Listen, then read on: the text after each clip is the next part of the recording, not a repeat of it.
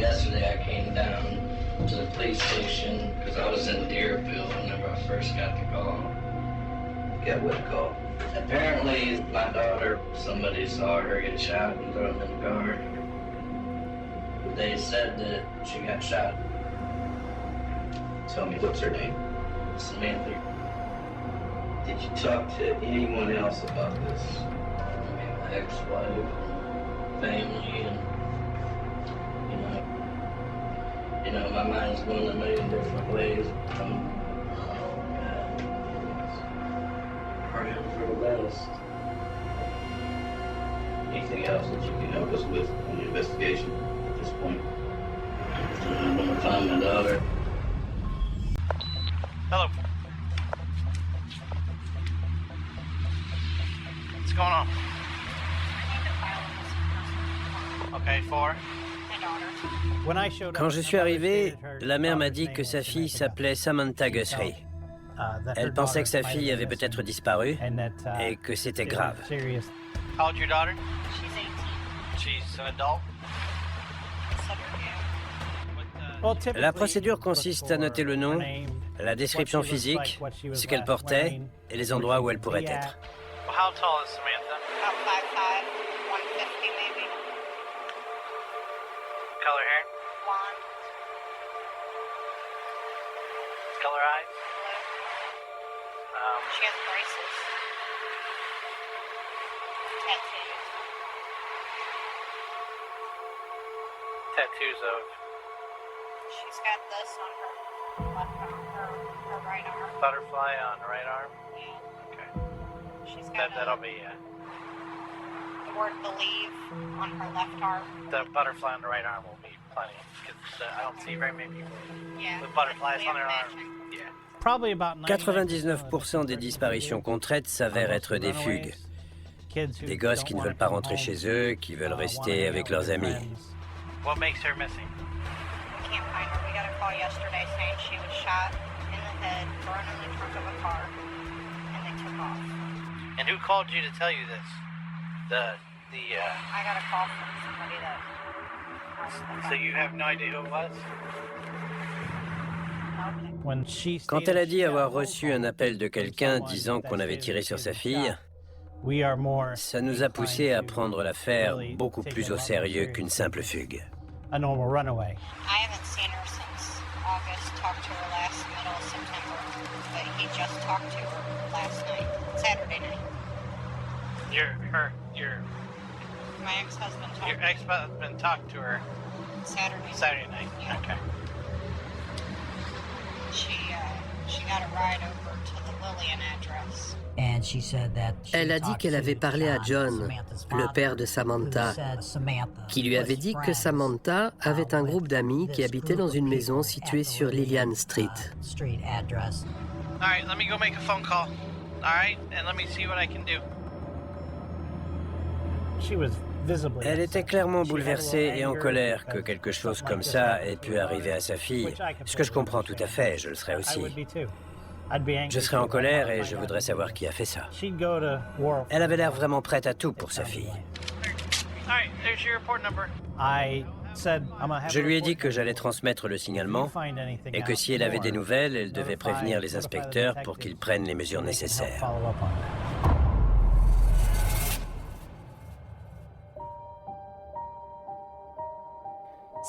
Samantha était une tête brûlée. Elle voulait toujours partir à l'aventure, voir ses copains, s'amuser. Elle faisait plein d'activités sportives. Elle essayait un truc, puis passait à autre chose. Elle était très sociable, n'avait pas sa langue dans sa poche. Elle voulait toujours être le centre de l'attention. On faisait tout ensemble. Absolument tout. C'était mon mini-moi. Elle était dans une période où elle n'avait plus envie de nous parler. Elle passait tout son temps avec ses copains. Elle appelait juste pour prendre des nouvelles, et puis c'était « OK, à plus, bye ». Elle faisait tout ce que font les jeunes de 18 ans de nos jours. On nous a... Pardon.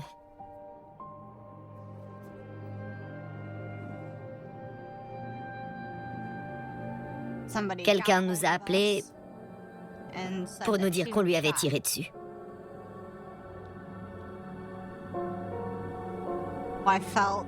Je me suis dit, oh non, ils se sont trompés. Ça peut pas être elle. C'est une erreur. Il faut la retrouver. On savait, grâce à la mère de Samantha, que John Guthrie était le dernier à avoir été en contact avec Samantha, qui lui avait payé un taxi pour aller à la maison de Lillian Street. Donc on voulait interroger John Guthrie pour voir s'il avait une idée de ce qui avait pu arriver à sa fille. Okay.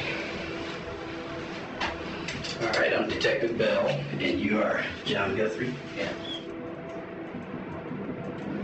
Okay. You want to tell me what's going on? She called me like Saturday at 2 in the morning with my daughter through Facebook and asked me to get her an Uber. And the Uber dropped her off at LILLIAN. My niece called me, Haley, from that number and said that someone told her that she was shot and thrown in a car. Hailey était la cousine de Samantha, et elle avait entendu dire par des gens qui se trouvaient dans la maison qu'on avait tiré sur Samantha, puis qu'on l'avait sortie de la maison, mise dans une voiture et emmenée ailleurs. Et donc, Hailey avait transmis l'information à John. Who did you talk to that said they saw it? I think his name is Marshall. Marshall? Yeah, I don't know his last is one of them. So Marshall said he saw it? In person, yeah. What did he say he saw it? Samantha get shot and then thrown in the trunk of the car. En tant que père de famille, je comprenais parfaitement son inquiétude pour sa fille. D'abord, il apprend que sa fille a disparu. Ensuite, il reçoit des informations selon lesquelles il lui est arrivé quelque chose de grave. Il essayait de la retrouver. Et il essayait de retrouver les gens qui étaient avec elle dans cette maison. What day did she get shot, you know? It had to be yesterday because the Uber dropped her off at like 3 in the morning. J'aurais voulu pouvoir être là pour la protéger. Mais quand elle a eu 18 ans, elle a quitté la maison. Et je n'avais plus aucun contrôle sur elle. Elle a pris une mauvaise pente.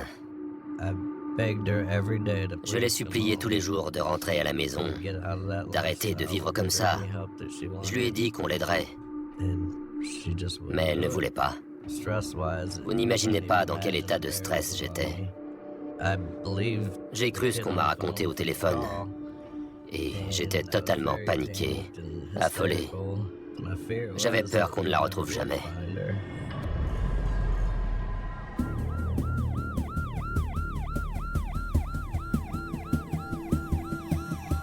On a tout de suite voulu vérifier ces informations pour découvrir ce qu'il était arrivé à Samantha. Il fallait absolument qu'on fouille la maison de Lillian Street, car d'après nos informations, c'était probablement une scène de crime. On a donc envoyé plusieurs unités sur place. C'était une très vieille maison. Elle était abandonnée et régulièrement squattée par des gens qui venaient s'y installer. Les portes étaient enfoncées, donc elle n'était pas du tout protégée.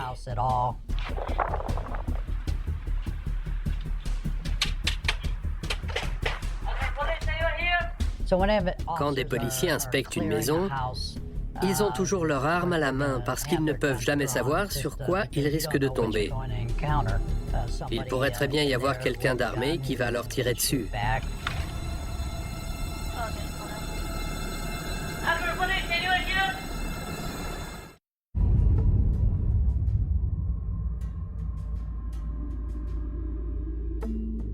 Donc, quand les policiers ont inspecté la maison, ils n'ont trouvé personne. Samantha n'était pas là. Ils ont traité la maison comme une scène de crime. Ils ont établi un périmètre de sécurité, le temps qu'on obtienne un mandat de perquisition. Une fois le mandat obtenu, on a fouillé la maison et les alentours, et on a trouvé des traces d'une fusillade. Il y avait du sang dans la maison et dehors. La moquette avait été arrachée et jetée dans le jardin. Il y avait des vêtements couverts de sang. Visiblement, ils avaient tenté de brûler des preuves en allumant un feu dans le jardin. De toute évidence, Il s'était passé quelque chose de grave. Et ça semblait confirmer en effet qu'on avait tiré sur Samantha. Donc on a fait des prélèvements sur ce qui semblait être du sang sur la scène de crime. On les a envoyés au labo. Sans Samantha, on ne pouvait pas comparer les deux ADN. Il fallait absolument la retrouver au plus vite pour s'assurer qu'elle allait bien et, dans l'éventualité où elle était morte, pour confirmer qu'il s'agissait de son sang. On s'est ensuite occupé de retrouver Marshall. Il avait visiblement été témoin de ce qu'il était arrivé à Samantha. Donc on l'a fait venir au poste pour l'interroger. Alright, so we're here to talk about something that happened over on Lillian Street back in November 4th. Alright, why don't you tell me about what happened that night? Sam had been trying to get a ride over to the house for a few hours. I didn't feel like driving anymore to go pick her up, so I didn't pick her up that night. And a few hours later, she showed up from an Uber, I'm guessing, that her dad had. All right, now when you say the house, what's the address? Lillian. Okay. Marshall nous a décrit la maison comme un repère de dealers. Il a dit que les gens y séjournaient quelque temps, allaient et venaient, mais que personne n'y habitait de façon permanente. Half hour, 45 minutes or so, Danny showed up and knocked on the back door. I answered the door. Now, how do you know Danny? Just in passing. Do you know him from the house?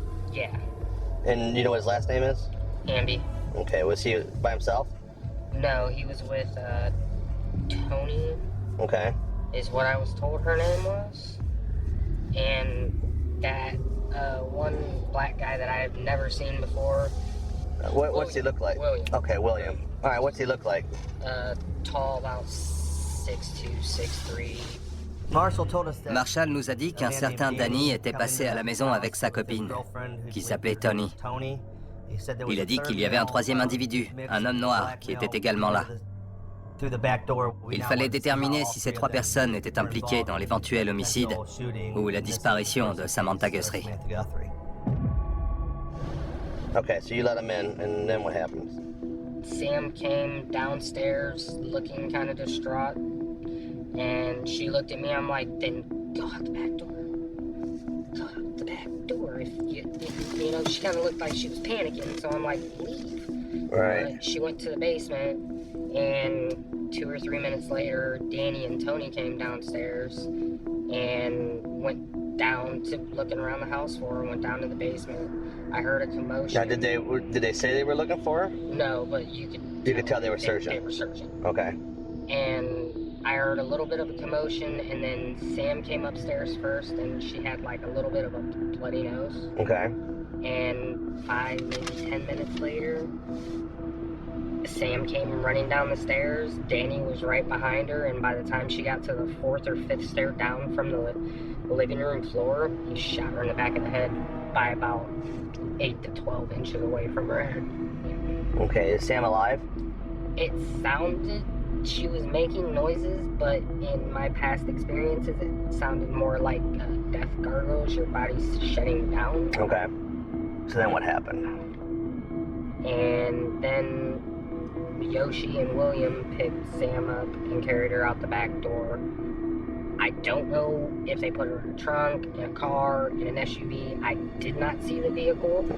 Marshall nous a dit qu'il y avait un troisième homme qui avait aidé à sortir le corps de Samantha de la maison après le coup de feu, et dont le surnom était Yoshi.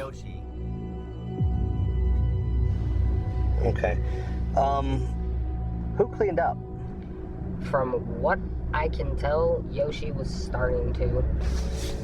As we were coming downstairs, Yoshi was starting to move the furniture out of the living room. Okay. So they were already gone? Yeah, Danny... When he was cleaning up?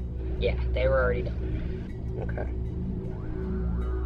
What was the beef with Sam and I Danny? couldn't tell you. I honestly, that's what's been puzzling me and what I've been trying to figure out, honestly, because I don't see anything in the world that Sam could have done to warrant that out of nowhere. De toute évidence, Marshall était secoué. Il était sincère et honnête dans ce qu'il nous a raconté de la situation. Since all this happened, do you know where they took Sam? No, if I did, she'd already be returned to the family. Do you think, with the nature of her wounds, that she would have survived? Honestly, no. Chaque seconde qui passait paraissait durer une journée. J'ai passé des heures sans dormir à la chercher, avec les équipes de secours. J'étais sûr qu'elle était morte, mais sa mère espérait toujours qu'elle soit vivante. On l'a cherchée, et les jours ont passé, les semaines ont passé. On avait le cœur brisé, on était anéantis. On recevait beaucoup d'appels. Et on partait faire les recherches à pied, dans la neige, le jour de Thanksgiving. C'était non-stop du matin jusqu'au soir. On ne pouvait pas rester assis à attendre. On savait qu'elle était quelque part. Johnny refusait de se résigner et de rester chez elle. Je n'écoutais personne. Je ne voulais pas entendre ce qu'ils avaient à dire. J'avais l'impression d'avoir échoué. Si seulement j'avais fait les choses différemment. Si j'avais pu faire mieux. Et si j'avais fait ceci, et si j'avais fait cela.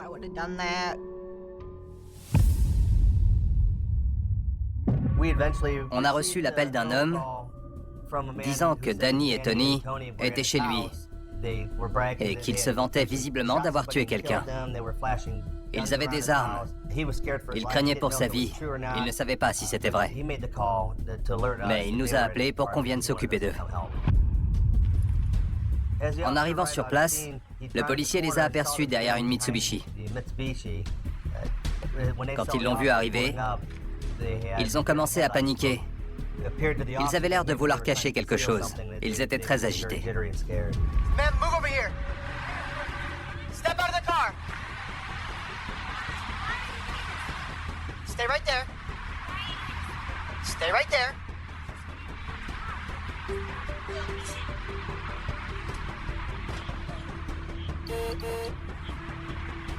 Hands up, please. Hands up, please. What is that? Okay. Put all that stuff down. Put it down. What? Why are you doing this? Put it down. Why? Hands on top of your head. Why are you doing this? Stay right there. Turn around. Turn around. Nope. Stay right there. I'm telling you from now, okay? Toute intervention peut potentiellement dégénérer très vite. Je suis sûr que le policier devait avoir les nerfs très tendus en essayant de jauger la situation pour voir comment maîtriser ces deux individus en attendant les renforts et en espérant que tout se passerait bien. Do you have any sharp on you? Any weapons or anything? Don't reach for nothing. Do you have anything? Any weapons on you?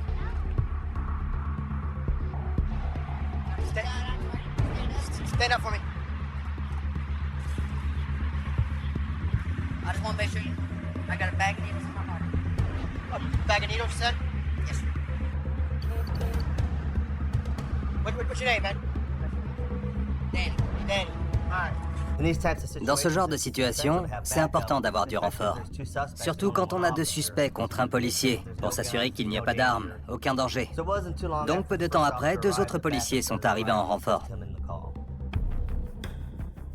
What's your name? You're Danny? What's your name? Huh? Tony?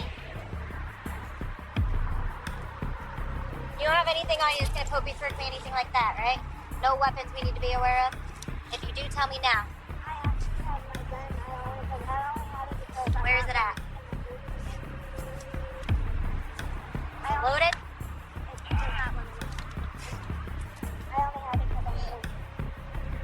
Right here on the side.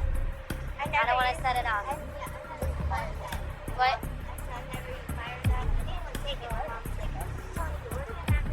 Well, you know when you have one on you and you don't have a CCW permit, concealed carry weapons permit, it's against the law.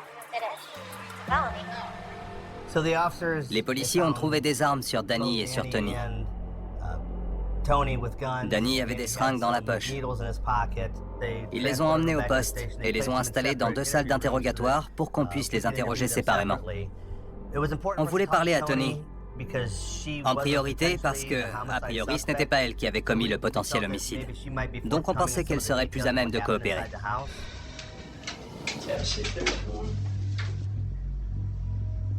Well, first of all, let me ask you this: what's your relationship with Danny? He's my boyfriend. Okay, how long you guys been going out together? Well, we just made it official like a couple of days, but we've known each other for a while. So what have you and Danny been doing the last couple of days since you've been officially together? Maybe were you with him on Saturday? Yeah. What did you guys do Saturday? Well, we stayed on Warren, and we were out here. We visited his sister Lynn. Tony a nié être allé à la maison de Lillian Street. Elle a déclaré que Danny était resté avec elle tout le temps.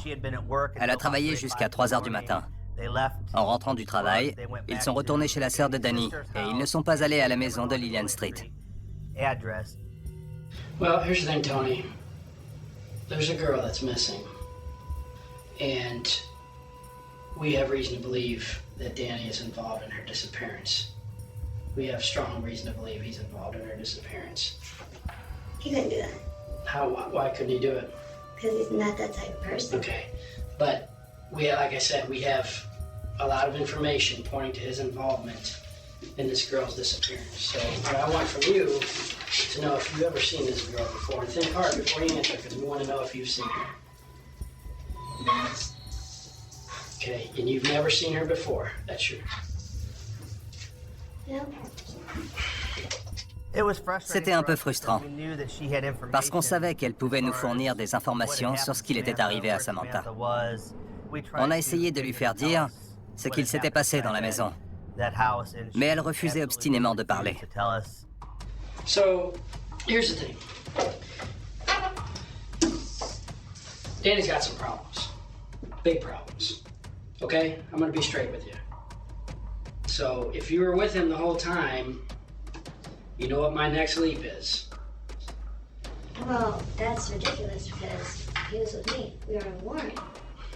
So wait. So you think Danny had something to do with her disappearance? Yes, we do. Absolutely. But that's ridiculous because he was. It's not ridiculous.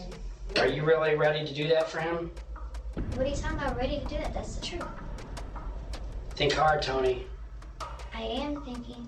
I'm clearly alert. No, I've never seen that girl, and I'm sorry she's missing, but Danny was with me. Well, here's the thing, okay? I don't mean to sound like a broken record, but we have reason to believe that he hurt this girl critically. Okay? Let me tell you about the house where it happened at. We've talked to people that's been at the house, that knows this girl and that knows Danny. Who's these people? They were all at this house where this girl disappeared from. In fact, something bad happened to her at the house. You know why we know that? Because the guys, we've already talked to him all day. We spent all day talking to him. And he gave us detailed accounts of what happened at that house.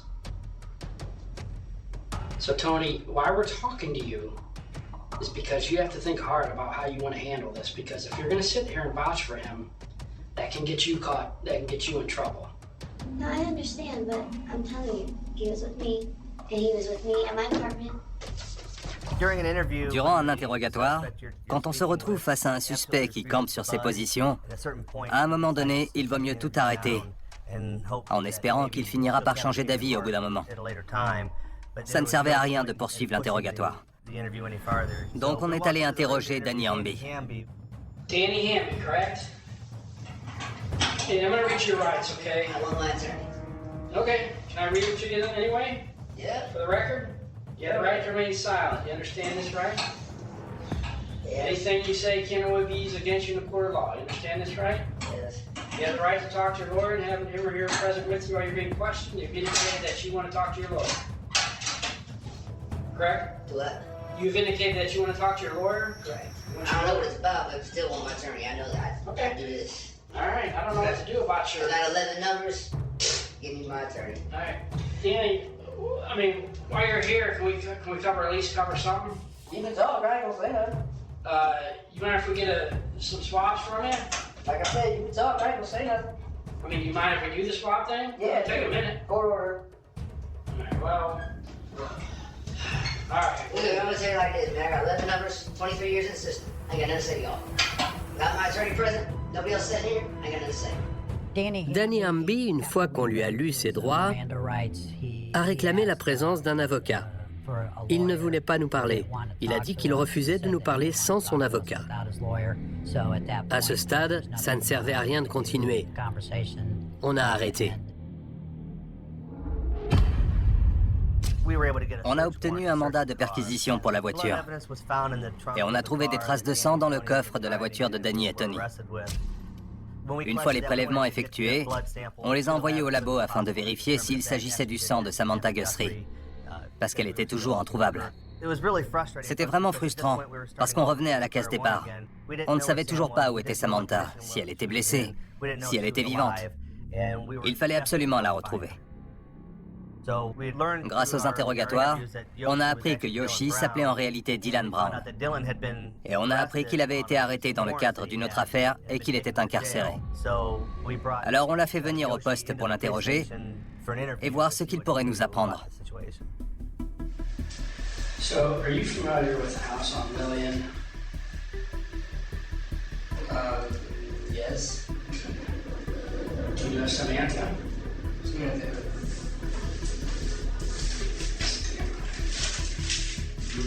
She hangs out at that house, about 18 years old. I don't know any Sam, she doesn't go there. Do you know Dana Hamby? What's going on? You know, somebody's missing from that house. We have reason to believe that she was killed. So, this is serious stuff. I'm trying to see if you got some information that can help us find this girl. On voyait qu'il en savait beaucoup plus qu'il ne disait. Mais je crois qu'il avait peur. Il était très nerveux. Pas seulement à cause des gens impliqués, mais à cause de sa propre implication dans l'incident. Do you know Sam?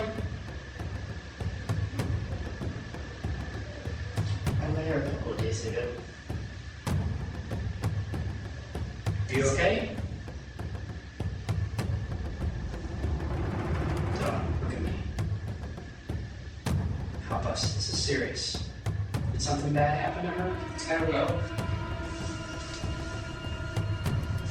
Dylan. She's a young girl, man. What happened to her? Help us. Help us. There's only one thing that makes a person get this emotional.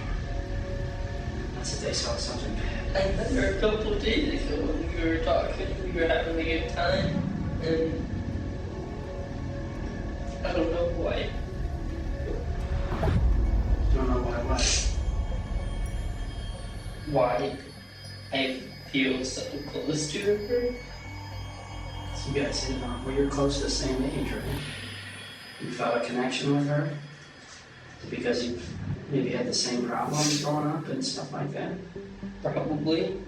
It's tough, man. I'm sorry. I'm sorry we're here.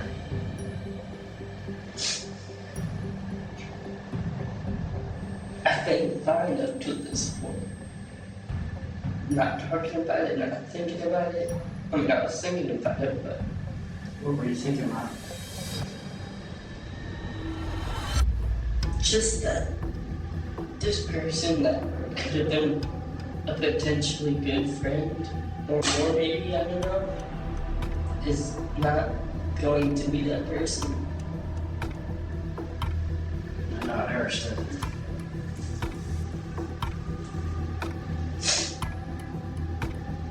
Maybe you can help her. À un moment, j'ai montré à Dylan une photo de Danny Hamby. Who's that? Tell me. C'était pour obtenir une réaction, pour lui montrer qu'on savait que Danny était impliqué, et pour lui faire comprendre qu'il pouvait parler sans crainte. What part did he play in this? Before yesterday, I never saw him, never met him. He apparently knew who I was. He knocked on the door, tried to come to the door, but Sam had it closed and locked with the music blaring. And so when we got the door open, she went downstairs. I guess his girl or someone came in with her. They were yelling at each other, arguing. And I got Sam to go towards the direction of downstairs. And while she was on the stairs, turning that corner to go down the rest of the stairs, he followed her and held the gun up, shot. I don't know where he hit her. He only grazed her. She fell on the ground at the bottom of the stairs. Finalement, Dylan a commencé à nous raconter ce qu'il s'était passé dans la maison. On voyait que c'était un soulagement, que ça lui enlevait un poids. Il avait été témoin d'une scène horrible et il pouvait enfin se libérer de ce fardeau et parler en sachant qu'il n'avait plus besoin de nous le cacher et que ça nous aiderait à retrouver Samantha. I had to carry her up to the trunk, put her in the trunk. Did he make you do that? Did he make you carry her up to the trunk? I wasn't not going to. He left, came back into the room, said, "You look like a strong man, come here." I got on the furniture out of the living room, tore up the carpet, cleaned up the woody floor underneath. Where's the carpet at? Gone. Gone where? Burned. Quand Dylan nous a dit « Oui, c'est bien arrivé et j'y ai participé », on était un peu sous le choc, mais ça a permis de faire avancer l'enquête et de comprendre un peu mieux ce qu'il s'était réellement passé. Do you know where he took her to? Nope. He just said that he had a spot. Was he by himself? He had that girl with him and his lieutenant. Who's his lieutenant? I don't know. Is he a white guy from him? Is he a white black dude? Nickname or anything like him? Marshall was getting pretty upset at him because he was downstairs the whole time. And dudes came downstairs. Marshall goes, "You need to get your garden on." Au cours de son interrogatoire, Dylan a mentionné un homme noir de grande taille qui était avec Danny et Tony. Il ne savait pas qui c'était, mais il l'a décrit comme étant le lieutenant de Danny. Visiblement, cet homme qui était impliqué aboyait sur tout le monde, jouait les gros bras. C'était un peu le gorille de Danny. Au fil de l'enquête, on a pu déterminer qu'il s'agissait de Will. Donc, l'étape suivante consistait à retrouver ce Will et à le faire venir au poste afin de l'interroger pour voir s'il savait où se trouvait Samantha et si elle était morte ou vivante.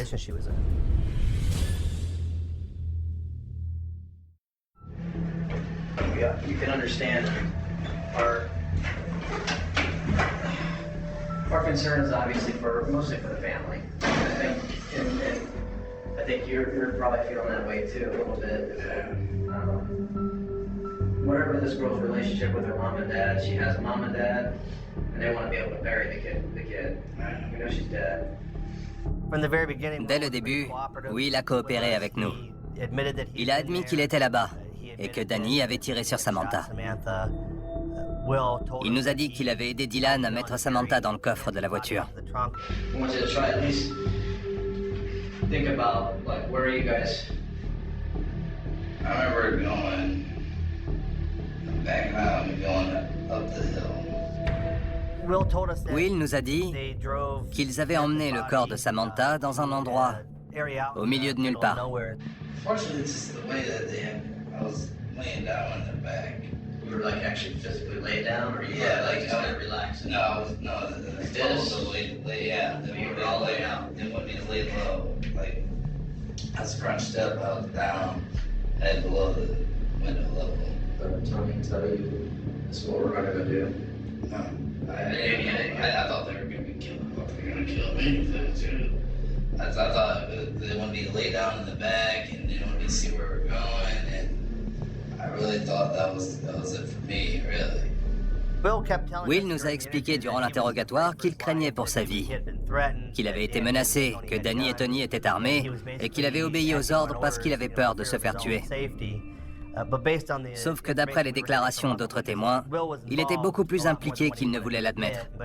Mais comme on ne savait toujours pas où était Samantha, on a préféré le laisser parler pour en tirer le maximum d'informations possibles pour retrouver Samantha. Was it a real rural area? Yeah, it was getting more rural. I remember just a lot of, before we got to the place with the fenced off area where he pulled in, where he wanted to just take her body to, I just remember like a lot of taller trees. And when I popped up to get out of the car, I popped the trunk, and helped him, carry her off, probably like it says about 100 yards in. There's like a chain. Yeah, that hung in front of the So just a single line like that, right? Yeah, exactly. And he goes so that when he leaves down, you couldn't really see like there's a road or it was just all. Yeah, so it was more gravel. I'm not saying you have to be like an artist here, but maybe you can give us an idea of what, like, if you're looking at this place for the road, like say the main road. I'm pretty good artist, actually. That would be helpful. Say you're on the main road that you come off of, and then what the road looks like as you're looking at it. Okay, so that's the gate, the chain. Like this is coming into the. That's what you first thing you see? Yeah, this here. Yeah, and there was actually. So like a sign like keep out, something like that? Yeah, it was like a couple like almost deteriorated signs on it. Yeah, there's just a bunch of, like I said, there's a lot of leaves that are falling down. So and there was a tree line right here. Yeah, so you had to walk up a hill a little bit? Yeah. And then we were slipping in the mud and everything. It was kind of like almost like... À ce stade, on n'avait pas la localisation exacte, mais on avait un descriptif suffisamment détaillé pour savoir de quel côté chercher. Donc on a cherché dans les zones autour d'Akron, et on a fait circuler l'information aux autres juridictions en espérant que quelqu'un reconnaîtrait l'endroit et pourrait aller le fouiller. Au cours de la semaine suivante, on a passé plusieurs journées à fouiller dans tous les endroits qu'on connaissait, qui auraient pu coller à la description faite par Will. Et puis, j'ai reçu un appel au milieu de la nuit d'un lieutenant pour m'informer que la police de New Franklin avait trouvé un corps correspondant au profil de Samantha Guthrie. J'ai été submergé par une vague d'émotions. J'espérais que ce ne serait pas elle, mais je savais que c'était plus que probable. J'ai immédiatement pris ma voiture pour aller sur place et en avoir le cœur net. Je suis arrivé sur les lieux et en m'approchant, j'ai vu que ça ressemblait exactement à ce que Will nous avait décrit pendant son interrogatoire. Quand j'ai examiné le corps dans le bois, j'ai vu le tatouage qu'on nous avait décrit et j'ai su que c'était elle. La police m'a appelé. Avant même de décrocher, j'ai su qu'il l'avait retrouvée. Ça m'a brisé le cœur. Mon petit ami m'a réveillée et m'a dit « Il y a quelqu'un en bas pour toi ». Je suis descendue et c'était mon ex-mari. Et quand je l'ai vu, j'ai su qu'il l'avait retrouvée. Je suis désolée qu'elle ait dû subir ça. Et de ne pas avoir été là.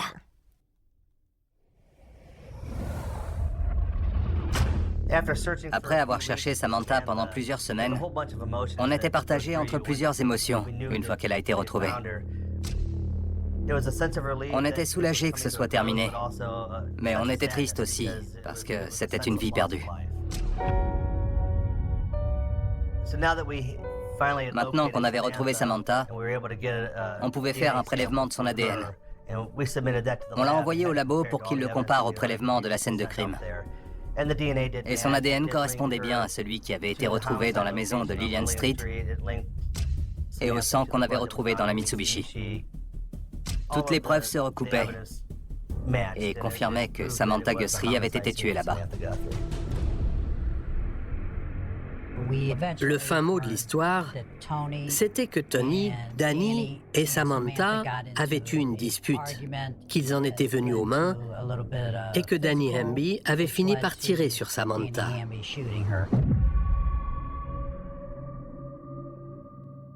Grâce à toutes ces preuves, les 4 responsables ont été inculpés. Danny Hamby a été condamné à la prison à perpétuité. Tony a été reconnu coupable de tentative d'enlèvement, de recel de cadavres et de dissimulation de preuves, et condamné à 16 ans de réclusion. That's something that no mother should have to endure. She had 3 weeks to say her sorries and tell me where my daughter was, and she refused to say anything. She stayed silent. Her apology means nothing.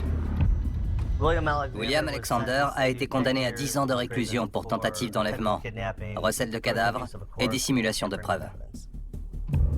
Dylan Brown a été reconnu coupable d'obstruction à la justice et condamné à 5 ans avec sursis probatoire. Je travaille à la brigade criminelle depuis plus de 19 ans. J'ai enquêté sur de nombreux homicides. Cette affaire ne ressemblait à rien de ce que j'avais connu. Résoudre une affaire et la voir traduite en justice, c'est gratifiant. Une affaire est vraiment définitivement résolue quand les coupables ont été condamnés. Cette affaire nous a tous profondément marqués. Au début, quand les premiers rapports sont arrivés, ça paraissait irréel. On se serait cru dans un film. Et puis, à mesure que l'enquête progressait, on a compris que c'était bien réel et que c'était arrivé dans notre ville. C'est difficile d'imaginer que de tels monstres existent, mais malheureusement, le mal se trouve partout.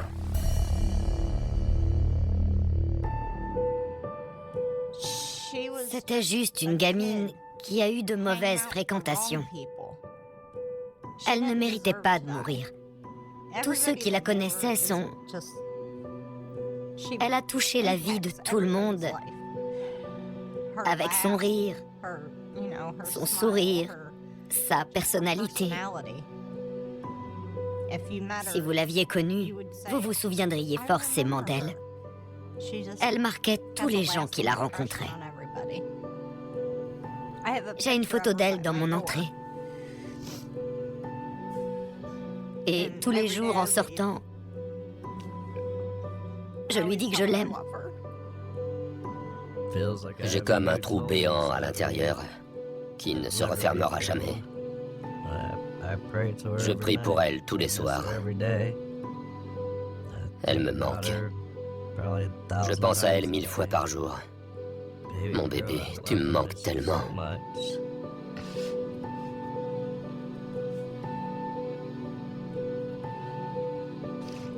Tu manques à tellement de gens.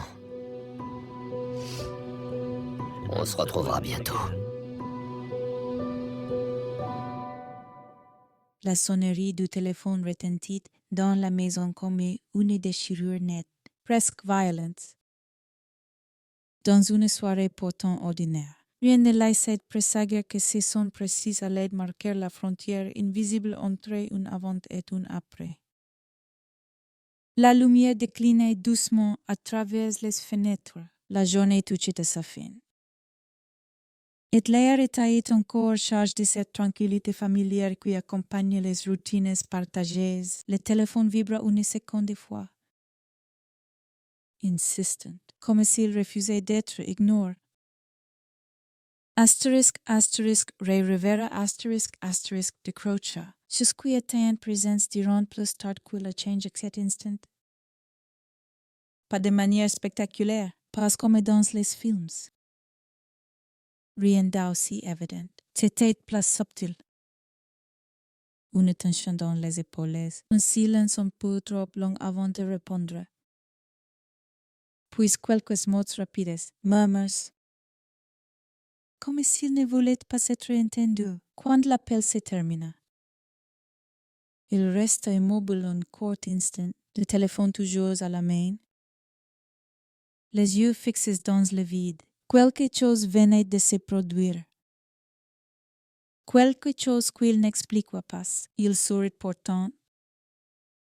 Un sourire bref, mécanique. Destin rassure, il dit qu'il devait sortir. Casey serait rapide, une affaire de travail. Rien d'important. Il attrapa ses clés avec une hâte inhabituelle. Comme si rester une seconde de plus devenait insupportable, la porte se referma derrière lui avec un bruit sec. Définitif, que personne ne remarqua vraiment sur le moment. C'est souvent ainsi que commencent les histoires que l'on ne comprend que trop tard, pas par un cri, ni par une scène dramatique, mais par un geste banal. Une explication vague, une absence de questions. Il n'y avait aucune raison de s'inquiéter. Ray était connu pour son énergie. Pour cette fois qu'il avait de se lancer dans de nouveaux projets avec une passion presque naïve, il écrivait. Rêver, parler d'avenir. Il avait des idées plein la tête, des scénarios à finir. Des plans qu'il dessinait avec enthousiasme. Sa vie n'avait rien de fragile. Elle semblait pleine, dense. Ancrée dans le présent et tournée vers demain, portante. Ce soir-là, quelque chose le précède. La voiture démarra. Les phares découperont brièvement la rue avant de disparaître au coin. La maison retrouva son calme, mais si comme état trompeur. Il s'agissait d'un silence provisoire, de ceux qui précédent les absences prolongées. Les heures passeront, d'abord sans inquiétude. Puis avec cette sensation diffuse, difficile à définir. Que quelque chose clochait, le téléphone resta muet. Aucun message, aucun appel. La nuit s'installa complètement, lourde, opaque, et quand le matin arriva sans lui. L'ordinaire cède à la place une angoisse plus tangible, plus viscérale. Les premières recherches furent désordonnées, presque maladroites. Appels aux amis, aux collègues, aux lieux qu'il fréquentait habituellement, personne ne l'avait vu. Personne ne savait. Son nom glissait d'une conversation à l'autre. Laissant derrière lui une traînée d'incompréhension, Ray n'était pas du genre à disparaître. Il prévenait toujours, il expliquait. Il partageait. Cette absence n'était pas seulement inquiétante. Elle était incohérente, très vite. Les questions se multiplieront. Pourquoi si départ précipite? Pourquoi si silence? Et surtout, pourquoi si malaise persistant chez ceux qui tentaient de reconstituer les dernières heures? Chaque détail prenait soudain une importance démesurée. Le ton de sa voix au téléphone, la manière dont il avait attrapé ses clés. S'il regarde, les courts instants de vide avant qu'il ne souriait. Les jours suivants furent marqués par une attente nerveuse, par cette impression étrange que le temps s'étirait inutilement. Les recherches s'intensifieront. Des affiches furent distribuées. Son visage souriant apparut sur des feuilles collées à la hâte sur des écrans. Dans des messages partagés avec l'espoir fragile que quelqu'un, quelque part, reconnaîtrait si regarde, mais plus le temps passait. Plus l'absence devenait pesante, presque physique. Puis vint la découverte. Le corps fut retrouvé dans un endroit qui, à lui seul, semblait refuser toute logique.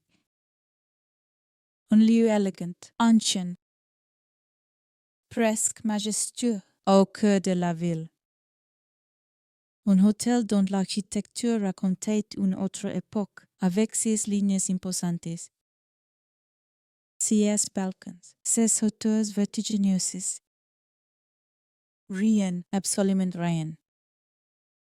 Ne préparez à l'idée qu'elle s'est trouvée là. On parle d'abord d'une chute, d'un accident. Puis, très vite, le mot se glissa dans les conversations. Freud, tranchant. Suicide, une explication simple. Presque confortable dans sa brutalité, parce qu'elle permettait de fermer la porte aux questions trop complexes. Mais ceux qui connaissaient auront immédiatement du mal à accepter cette version. Elle ne correspondait pas à l'homme qu'ils avaient connu.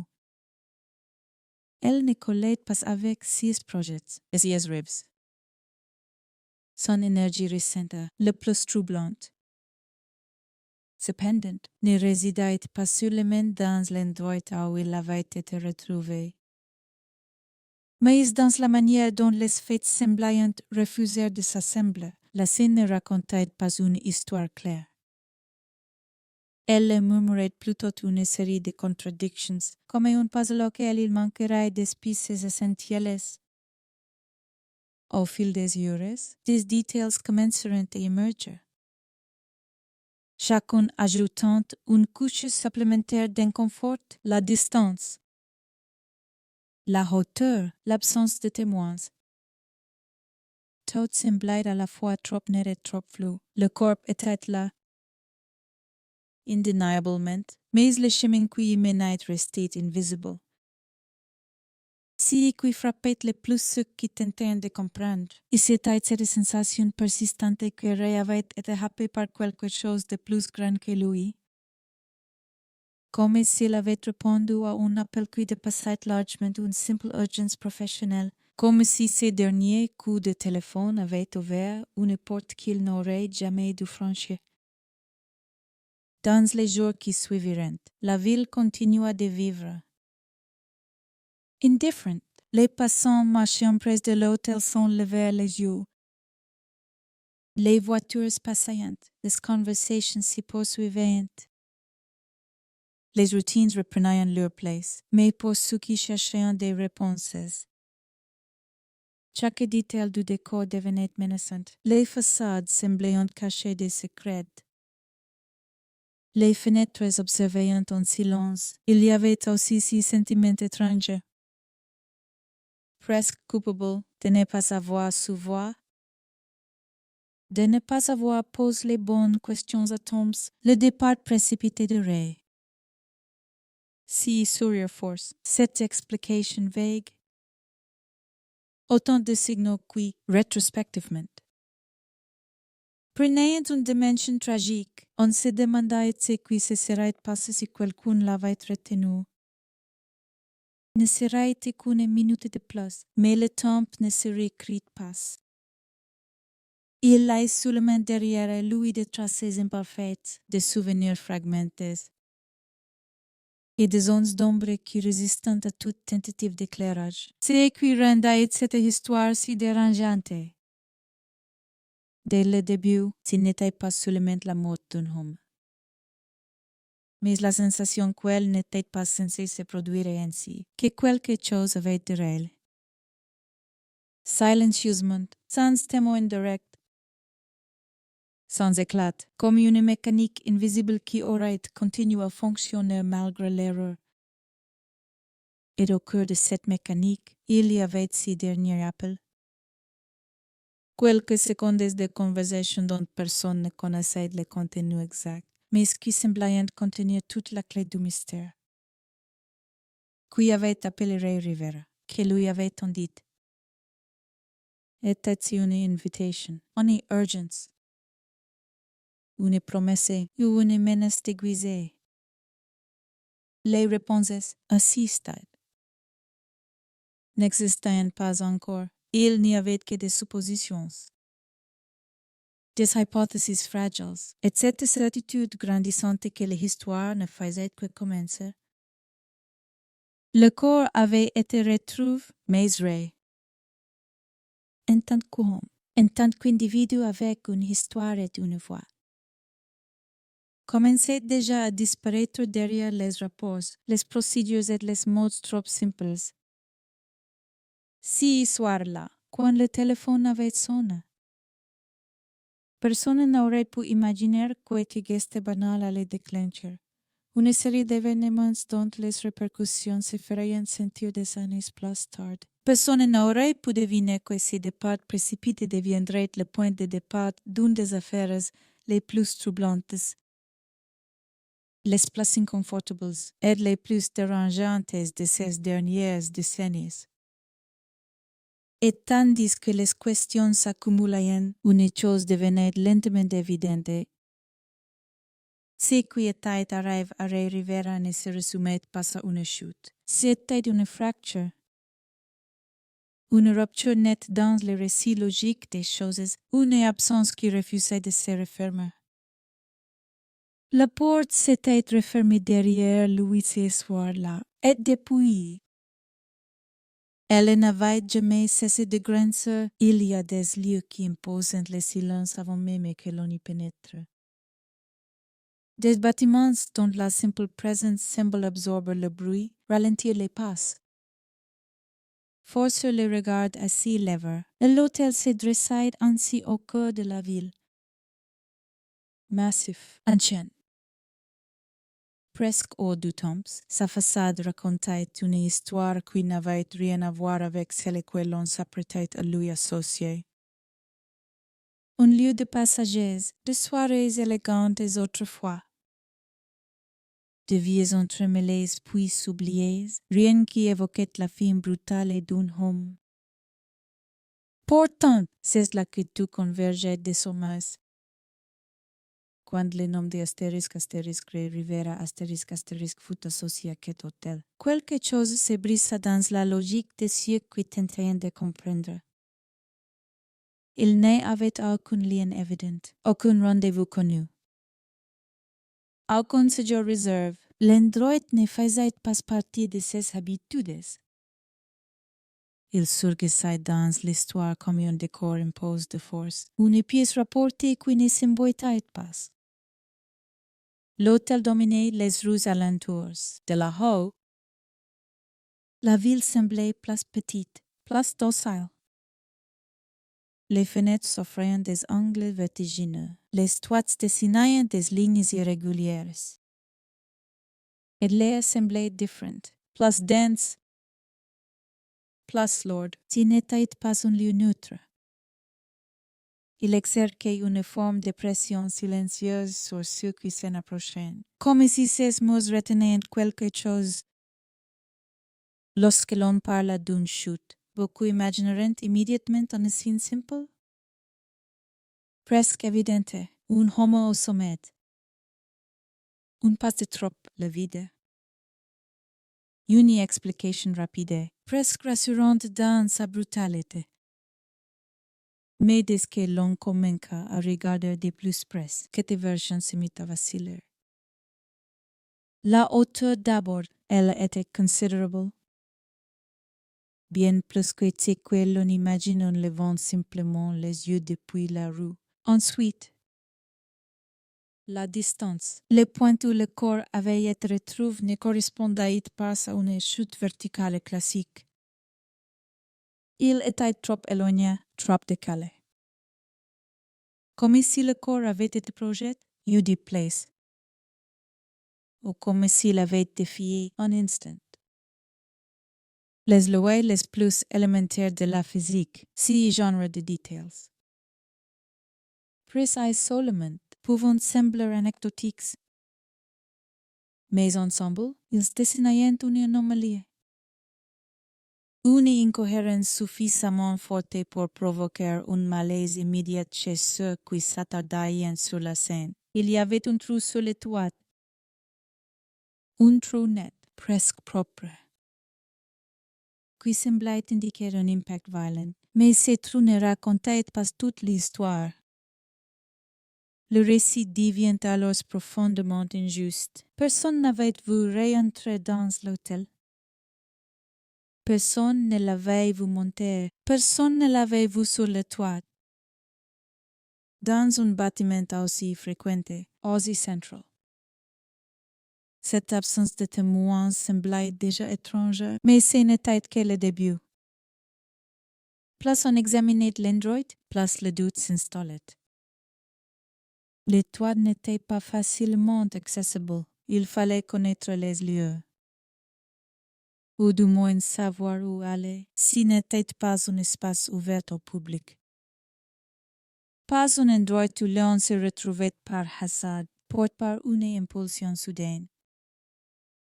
L'idée d'un geste spontané, irréfléchi, commençait à perdre de sa crédibilité, et puis il y avait l'environnement immédiat.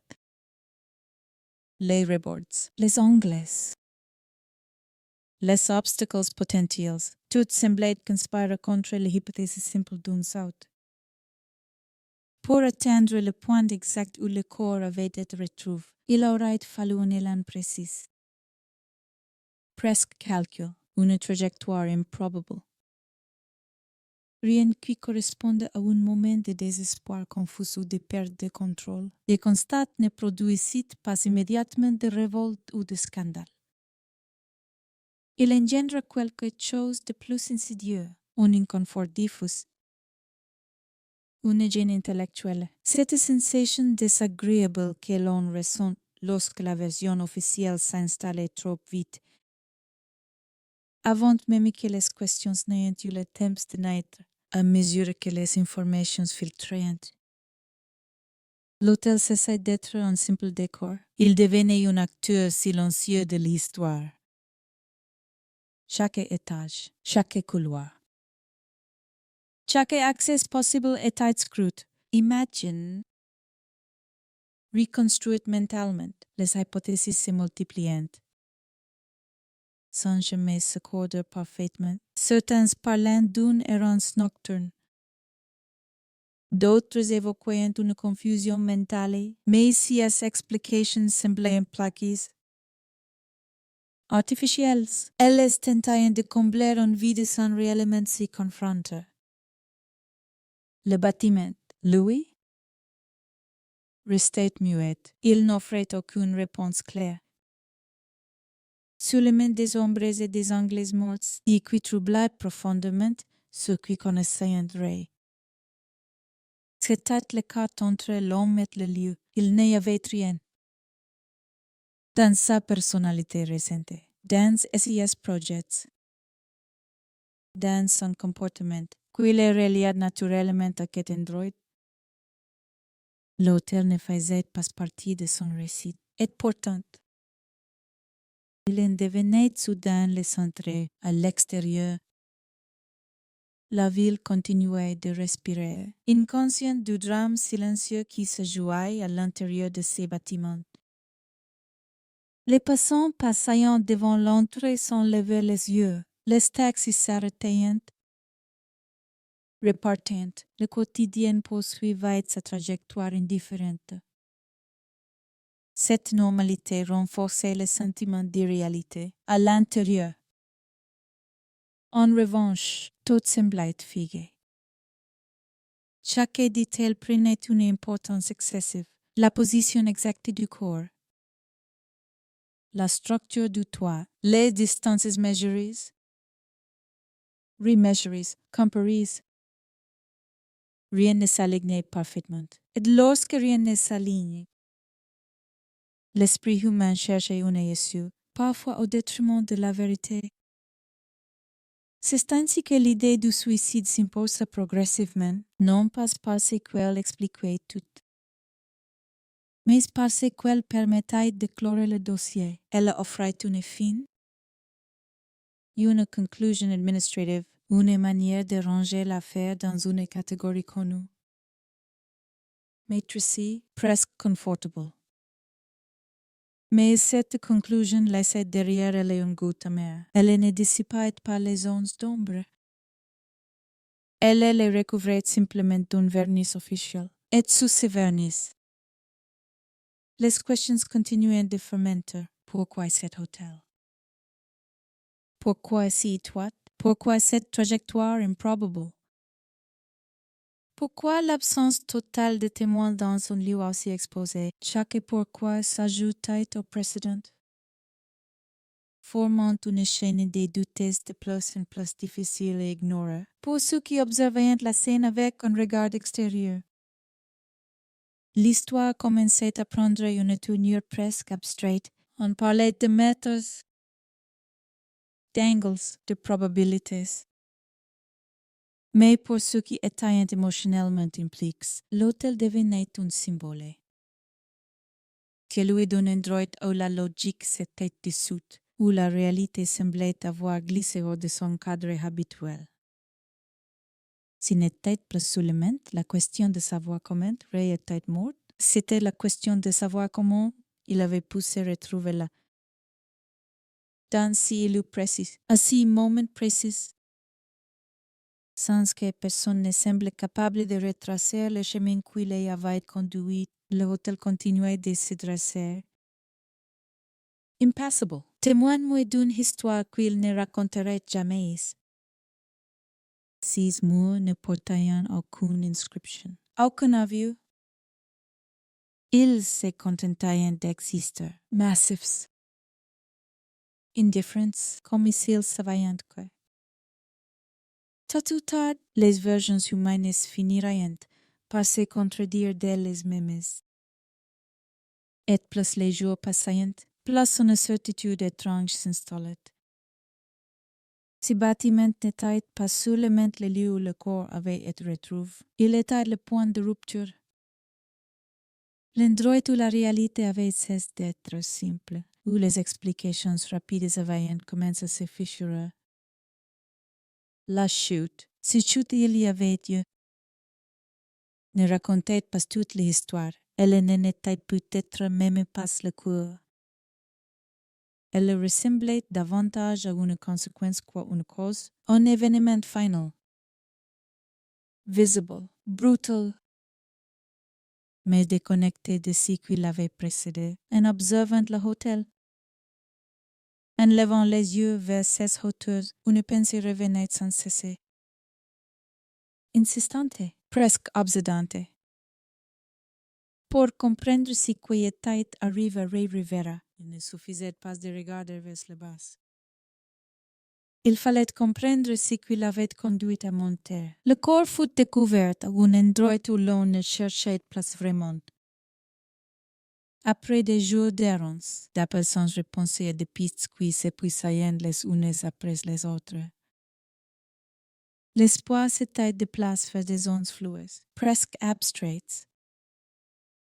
On ne savait pas exactement ce que l'on espérait trouver, un signe de vie.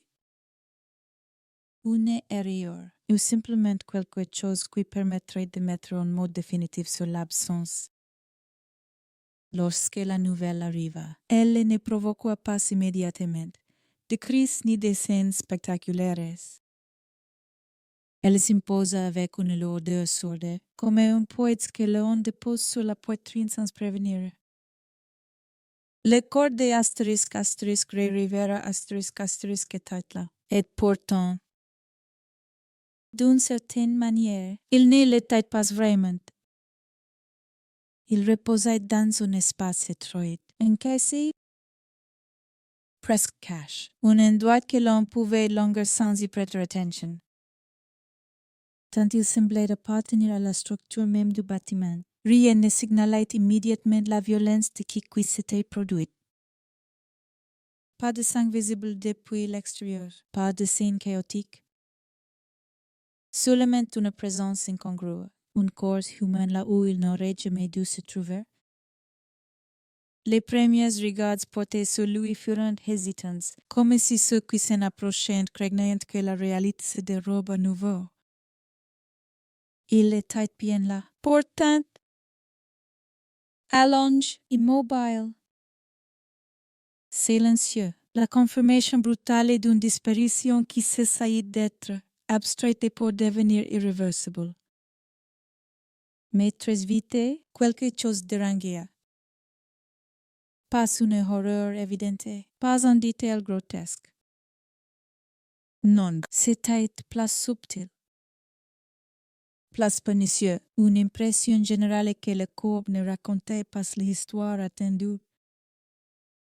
Il ne parlait pas comme on l'aurait imaginé après une chute de cette hauteur. Les blessures étaient là, indeniables, mais elles semblaient étrangement désordonnées, presque incohérentes dans leur répartition. Les os brises confirmaient un impact violent, mais certaines zones semblaient épargnées d'une manière troublante. Le visage, notamment, ne peut-être pas les marques que l'on associe instinctivement à un choc brutal contre une surface dure.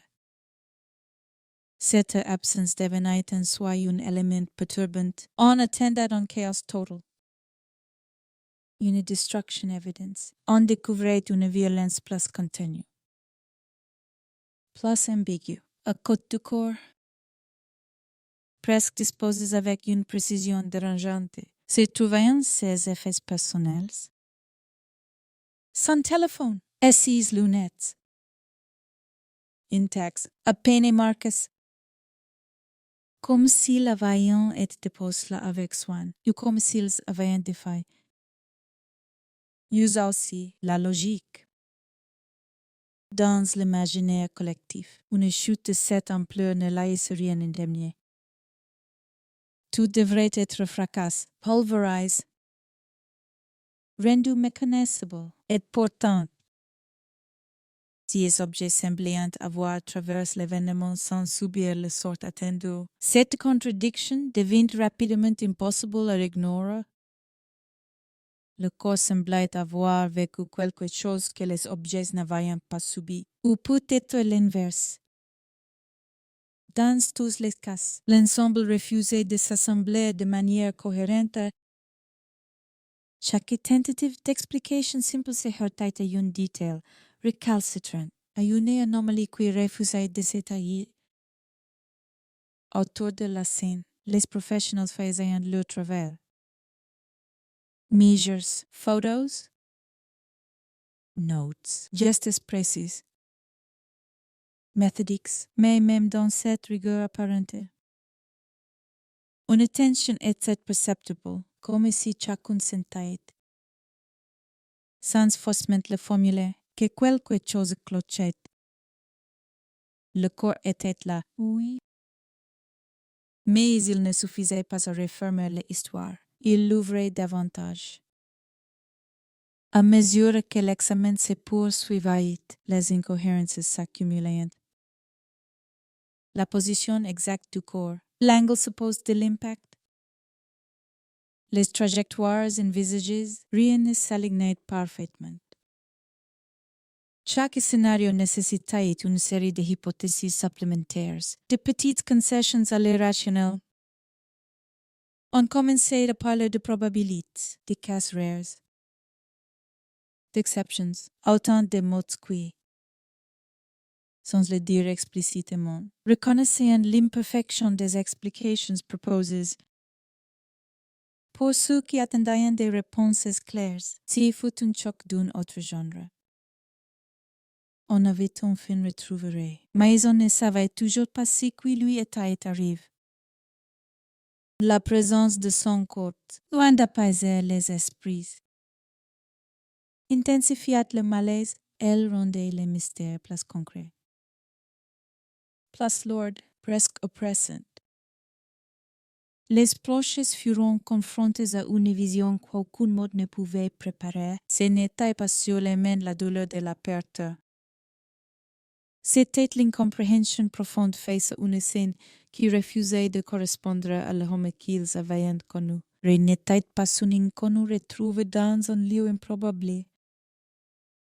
C'était un mari, un ami, un fils, et si corps.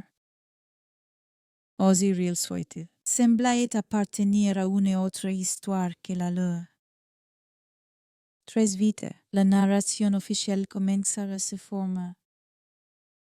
Presque par nécessité, face à l'absence de témoins, face aux incohérences. Il fallait une ligne directrice, une explication capable de tenir, au moins administrativement. Le mot suicide revint encore et encore. Il avait une efficacité redoutable. Il clôturait les questions trop complexes. Il transformait l'incompréhensible en décision personnelle. Il déplaçait le mystère vers l'intérieur de l'homme, là où il devenait difficile, voire indécent. D'insister, mais si mot. Pour beaucoup, sonnait faux. Non pas par déni, mais parce qu'il ne répondait pas aux éléments tangibles. Il ne disait rien des lunettes intactes, rien du téléphone, rien de la trajectoire improbable. Il expliquait la fin sans expliquer le chemin. Le corps, lui, restait silencieux. Il ne confirmait rien. Il ne contredisait pas frontalement non plus. Il se contentait d'exister. De rappeler sans cesser que la réalité est parfois plus opaque que les récits que l'on tente de lui imposer. Chaque blessure, chaque absence de blessure devenait un point d'interrogation grave dans la chair. À mesure que les jours passaient, la tension médiatique se déplaçait lentement. L'événement cessait d'être une urgence pour devenir un dossier, un cas parmi d'autres. Mais pour ceux qui regardaient de près, le corps de Ray continuait de poser problème. Il refusait de se laisser enfermer dans une explication unique, définitive. Il y avait aussi cette impression troublante que quelque chose avait été manqué, non pas volontairement, mais par précipitation, comme si l'on avait voulu aller trop vite vers une conclusion rassurante, sans accepter les temps nécessaires à la compréhension. Le corps avait été trouvé. Oui, mais avait-il été vraiment écouté? Dans les discussions privées, les hypothèses se faisaient place audacieuses, place sombres. On parlait de mise en scène, de déplacement, de chute provoquée, des idées que l'on n'osait pas formuler officiellement, tant elles semblaient lourdes de conséquences. Pourtant, elles circulaient, souterraines, alimentées par chaque détail inexplicable, qui rendait la situation encore plus dérangeante. C'était le contraste entre la violence supposée de l'événement et la relative propreté de la scène. Rien ne créait l'horreur, rien ne hurlait l'accident. Tout semblait figé dans une neutralité inquiétante, comme si la mort avait eu lieu ailleurs. Et autrement, le corps devenait alors un symbole. Celui d'une vérité partielle, d'un fragment visible d'une histoire beaucoup plus vaste et beaucoup plus obscure. Il était la preuve que quelque chose s'était produit, mais pas la preuve de la manière dont cela s'était produit. Et plus le temps passait, plus une idée s'imposait, lentement, douloureusement. Retrouver un corps ne signifiait pas toujours retrouver la vérité, parfois. Cela ne fait que déplacer le mystère, le rendre plus dense, plus difficile à ignorer. Ray Rivera avait disparu. On l'avait retrouvé, mais entre ces deux points, il y avait un vide que ni les rapports, ni les hypothèses, ni les mots simples ne parvenaient à combler. Le corps était là, immobile, silencieux, et pourtant, il continuait de poser des questions.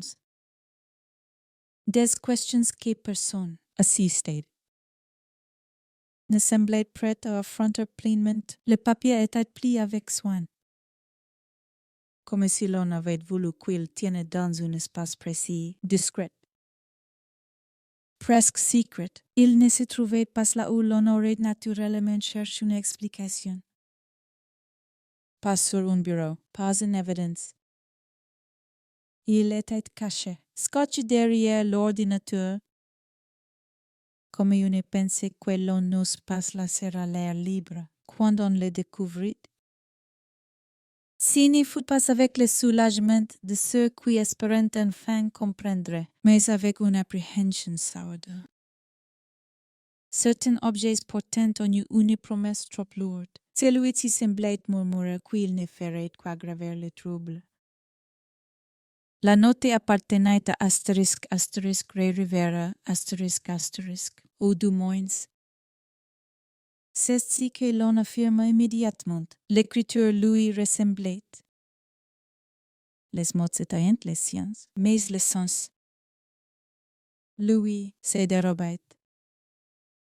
À première vue, le texte n'avait rien d'un message d'adieu classique. Pas de regrets clairement formulés, pas de remerciements appuyés. Pas d'excuses, rien qui ressemble à ce que l'on attend. Presque inconsciemment, d'une dernière parole. Au lieu de cela, il y avait une accumulation étrange de phrases, de references, de noms propres, des films, des concepts, des entreprises, des fragments de pensées qui semblaient flotter sans point d'ancrage évident. La lecture provoquait une sensation inconfortable, comme si l'on pénétrait dans l'esprit de quelqu'un sans y être invité. Chaque ligne donnait l'impression d'être incomplète, ou peut-être volontairement codée. Les mots semblaient se répondre sans se rejoindre. On passait d'une idée à une autre sans transition claire. Comme dans un rêve trop lucide pour être innocent, très vite, deux interprétations s'affronteront. La première, la plus simple, parlait de délire. Une dérive mentale, une confusion progressive qui aurait culminé dans un acte irrémédiable. Cette version avait l'avantage d'expliquer sans trop expliquer. Elle transformait la complexité du texte en symptôme. Et le mystère en conséquence, elle permettait, encore une fois, de refermer la porte. La seconde interprétation était plus dérangeante. Elle suggérait que le texte n'était pas incohérent, mais script que réécrivait pour quelqu'un ou contre quelqu'un. Que les références n'étaient pas choisies au hasard, mais faisaient partie d'un langage partage, d'un code implicite. Dans cette lecture, la note cessait d'être un simple document personnel pour devenir un message à plusieurs niveaux. Ce qui frappait le plus, c'était l'absence totale de peur dans les mots. Aucune panique apparente, aucun appel à l'aide. Le ton était presque pause, parfois même assuré, comme si l'auteur écrivait depuis un endroit où la peur n'avait plus prise. Cette sérénité apparente entrait en contradiction, directe avec l'idée d'un geste désespéré et impulsif. À mesure que la note était analysée, disséquée, commentée, elle gagnait en pouvoir. Chaque personne y projetait ses propres hypothèses, ses propres inquiétudes. Certains y voyaient une fascination pour des sociétés secrètes, des cercles fermés, des structures de pouvoir invisibles. D'autres y lisaient simplement l'esprit créatif d'un homme passionné de récits complexes, incapable de compartimenter totalement sa fiction et sa réalité. Mais une question persistait. Obstinée. Pourquoi cacher ce texte? S'il s'agissait d'un simple exercice d'écriture, pourquoi le dissimuler avec autant de précautions? Et s'il s'agissait d'un message important, pourquoi le rendre si difficile à comprendre? Le geste même de cacher la note semblait indiquer une intention, pas nécessairement malveillante. Mais consciente, le malaise s'intensifia lorsqu'on réalisa que la note avait été imprimée en très petits caractères. Comme pour contenir le maximum d'informations sur le minimum d'espace, un choix étrange. Presque obsessionnel, rien n'avait été laissé au hasard. Chaque ligne semblait être calculée, compressée, contrôlée. Si souci du détail contrastait violemment avec l'idée d'un esprit en plein chaos. Dans les discussions privées, la note devenait un point de fracture. Ceux qui acceptaient la version officielle y voyaient la preuve d'une instabilité mentale. Ceux qui doutaient y trouvaient, au contraire, la confirmation que Ray était plongé dans quelque chose de plus vaste, de plus opaque, un univers de références et de symboles qui échappaient aux grilles de lecture habituelles, ce qui rendait la situation encore plus troublante, qu'était l'absence de contexte clair. Personne ne pouvait dire avec certitude quand la note avait été écrite, était si récemment.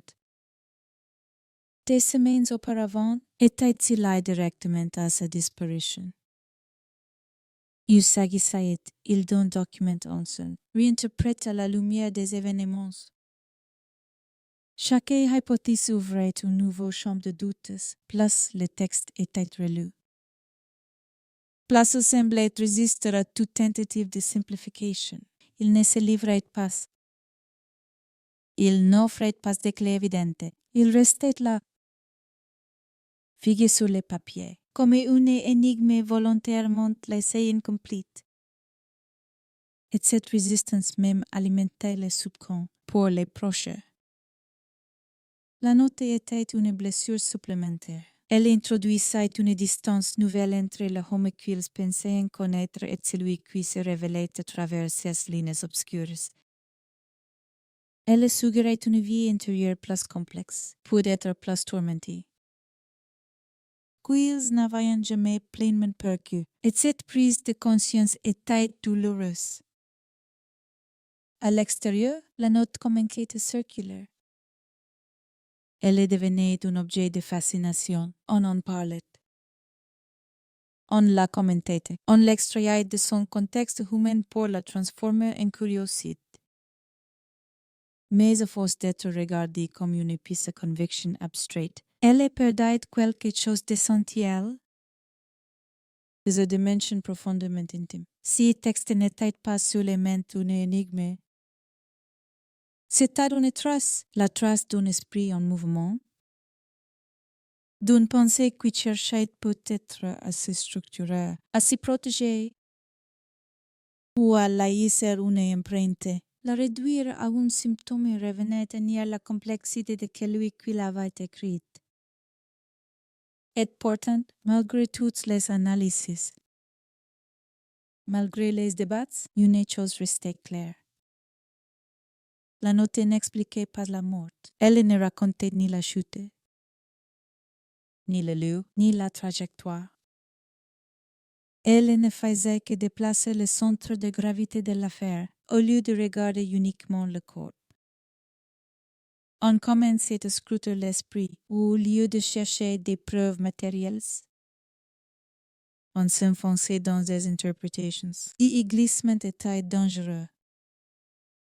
Il offrait un échappatoire commode à ceux qui préféraient éviter les zones trop concrètes, trop compromettantes, car tant que le mystère restait enfermé dans la tête de Ray, il ne menaçait personne d'autre. Mais pour ceux qui doutaient, la note avait un autre effet.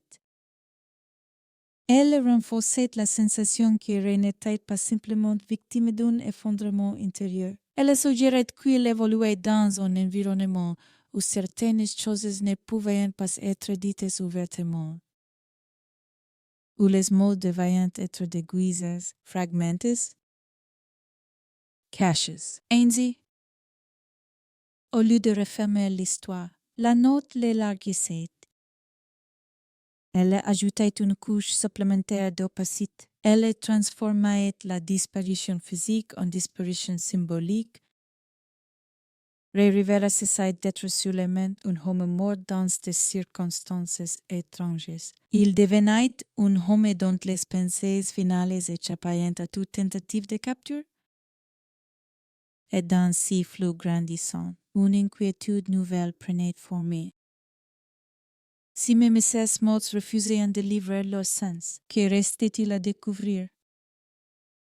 Il y a toujours, dans ce type d'histoire, une figure autour de laquelle le silence se resserre, quelqu'un qui se tient juste à la périphérie du drame. Suffisamment proche pour être incontournable, suffisamment distant pour rester hors d'atteinte. Dans le cas de astérisque, astérisque, Ray Rivera, astérisque, astérisque, cette figure apparaît presque naturellement, sans être désignée explicitement. Elle se dessine dans les non-dits, dans les absences de réponses, dans cette étrange manière qu'à voyant certains noms de revenir sans jamais s'accompagner d'explications. Cet homme faisait partie de la vie de Ray depuis longtemps, et une relation ancienne. Bâtie sur la confiance, l'admiration. C'est une forme de loyauté presque fraternelle. Il avait ouvert des portes. Il avait offert des opportunités. Il incarnait une réussite à laquelle Ray aspirait. Sans jamais la jalousie, aux yeux de beaucoup. Leur lien semblait solide, presque exemplaire. C'est précisément pour cette raison que son comportement, après la disparition, provoqua un malaise immédiat. Au début, rien ne paraissait suspect. Il y eut des mots de circonstance, des expressions de tristesse mesurées, une présence discrète. Puis, très vite, quelque chose changea. Les appels resteront sans réponse. Les questions furent accueillies avec une politesse distante, presque froide. Et lorsqu'on insista, lorsqu'on tenta de comprendre ce dernier appel téléphonique, la porte se referma brusquement, ce ne fut pas un refus brutal, ni une confrontation ouverte, si fut plus subtile, plus claquante, une décision silencieuse. Des avocats, des communiqués prudents. Une frontière invisible dressée entre lui et le reste du monde, là où l'on attendait de la transparence. On trouva une opacité méthodique, si silence ne criait pas la culpabilité. Il murmurait autre chose, de plus troublant. Une volonté de se protéger, de préserver quelque chose. Peut être une réputation, peut être un système. Peut être simplement un ordre établi qui ne devait pas être perturbé par trop de questions, pour ceux qui cherchaient des réponses. Cette attitude fut vécue comme une trahison, non seulement envers Ray, mais envers l'idée même de vérité. Car s'il y avait bien une personne capable d'éclairer les dernières heures de sa vie, c'était lui, et pourtant, il choisissait de ne rien dire, ou plutôt, de dire juste assez pour ne rien révéler. Les spéculations commenceront alors à circuler. D'abord à voix basse, puis avec une insistance croissante. Que c'était-il dit lors de cet appel? Était-ce une simple demande anodine? Ou quelque chose de plus pressant, de plus grave? Avait-on demandé à Ray de se rendre quelque part, de voir quelqu'un, de régler un problème, ou avait-il été mis face à une information qu'il n'aurait jamais dû recevoir? Chaque hypothèse semblait plausible, précisément parce qu'aucune n'était confirmée. Le silence devenait un terrain fertile pour l'imagination, et plus silence durait. Plus il prenait de poids, il cessait d'être une absence pour devenir une présence oppressante. Presque tangible dans ce contexte. Le contraste était frappant. D'un côté, une famille plongée dans l'incertitude, cherchant désespérément à comprendre. De l'autre, une figure puissante. Protégée, entourée de conseillers juridiques, qui se retrancha derrière des procédures. La symétrie était violente. Elle donnait l'impression que la vérité n'était pas seulement difficile à atteindre, mais activement tenue à distance. Ce qui troublait le plus, ce n'était pas tant ce qui était dit que ce qui ne l'était pas. Aucun souvenir partage, aucun détail anodin sur l'état d'esprit de Ray ces jours-là. Rien sur le contenu de leurs échanges récents, comme si toute une partie de la vie de Ray avait été effacée d'un geste rendu inaccessible. Ce silence avait aussi un effet corrosif sur le récit officiel. Il le fragilisait, car si la disparition de Ray était le fruit d'un acte purement personnel, d'un effondrement intérieur, alors pourquoi tant de précautions? Pourquoi cette distance calculée? Pourquoi si besoin immédiat de se protéger légalement? Plutôt que d'aider humainement à mesure que le temps passait. L'image de cet ami cessait d'être neutre. Elle se chargeait d'une ambiguïté inquiétante. Non pas parce qu'il était nécessairement responsable de quoi que ce soit, mais parce qu'il semblait détenir une pièce essentielle du puzzle. Elle refusa de la poser sur la table pour ce qui doutaient. Ce comportement renforçait une intuition déjà présente. L'histoire de Ray dépassait largement le cadre intime. Elle touchait à des sphères où la transparence n'était pas la norme, où certaines vérités étaient négociables, modulables, étoffables. Et Ray, volontairement ou non, aurait pu se retrouver au mauvais endroit, au mauvais moment, avec les mauvaises informations, ce qui rendait la situation encore plus dérangeante. C'était l'absence totale de conflit apparent avant la disparition. Rien n'indiquait une rupture, une dispute, une tension ouverte. Tout semblait normal, et trop normal. Comme si la fracture s'était produite en silence, sans laisser de traces visibles. Dans les jours qui suivirent, si le silence eut un autre effet. Plus in time, il y sera ceux qui continuaient à poser des questions. Les proches de Ray se retrouveront seuls face à leurs doutes, confrontés à une réalité où la coopération semblait conditionnelle. Sélective, on leur faisait comprendre, sans le dire explicitement, que certaines hypothèses resteraient enfermées. Cette solitude renforça l'obsession. Chaque détail prenait une importance démesurée. Chaque mot prononcé à éviter était scruté, analysé, interprété. Le moindre geste devenait suspect. Non pas par excès de méfiance, mais par manque d'alternatives. À force de se heurter à ces morts invisibles, une prise de conscience douloureuse s'imposa. Il était possible que la vérité ne soit jamais pleinement accessible, non pas parce qu'elle était trop complexe, mais parce qu'elle impliquait des personnes ou des structures pour lesquelles le silence était une stratégie, non une faiblesse. Ainsi, l'ami devint malgré lui un symbole. Celui de tout ce qui échappait, de tout ce qui se dérobe derrière des façades respectables. Il incarnait cette zone grise où la loyauté personnelle est entrée en conflit avec des intérêts plus vastes, plus abstraits, mais infiniment plus puissants. Et pendant que les regards se tournaient vers lui, s'éloignait un peu plus, son histoire se fragmentait, se diluait dans des procédures, des déclarations prudentes, des silences calculs, l'homme disparaissait derrière le cas.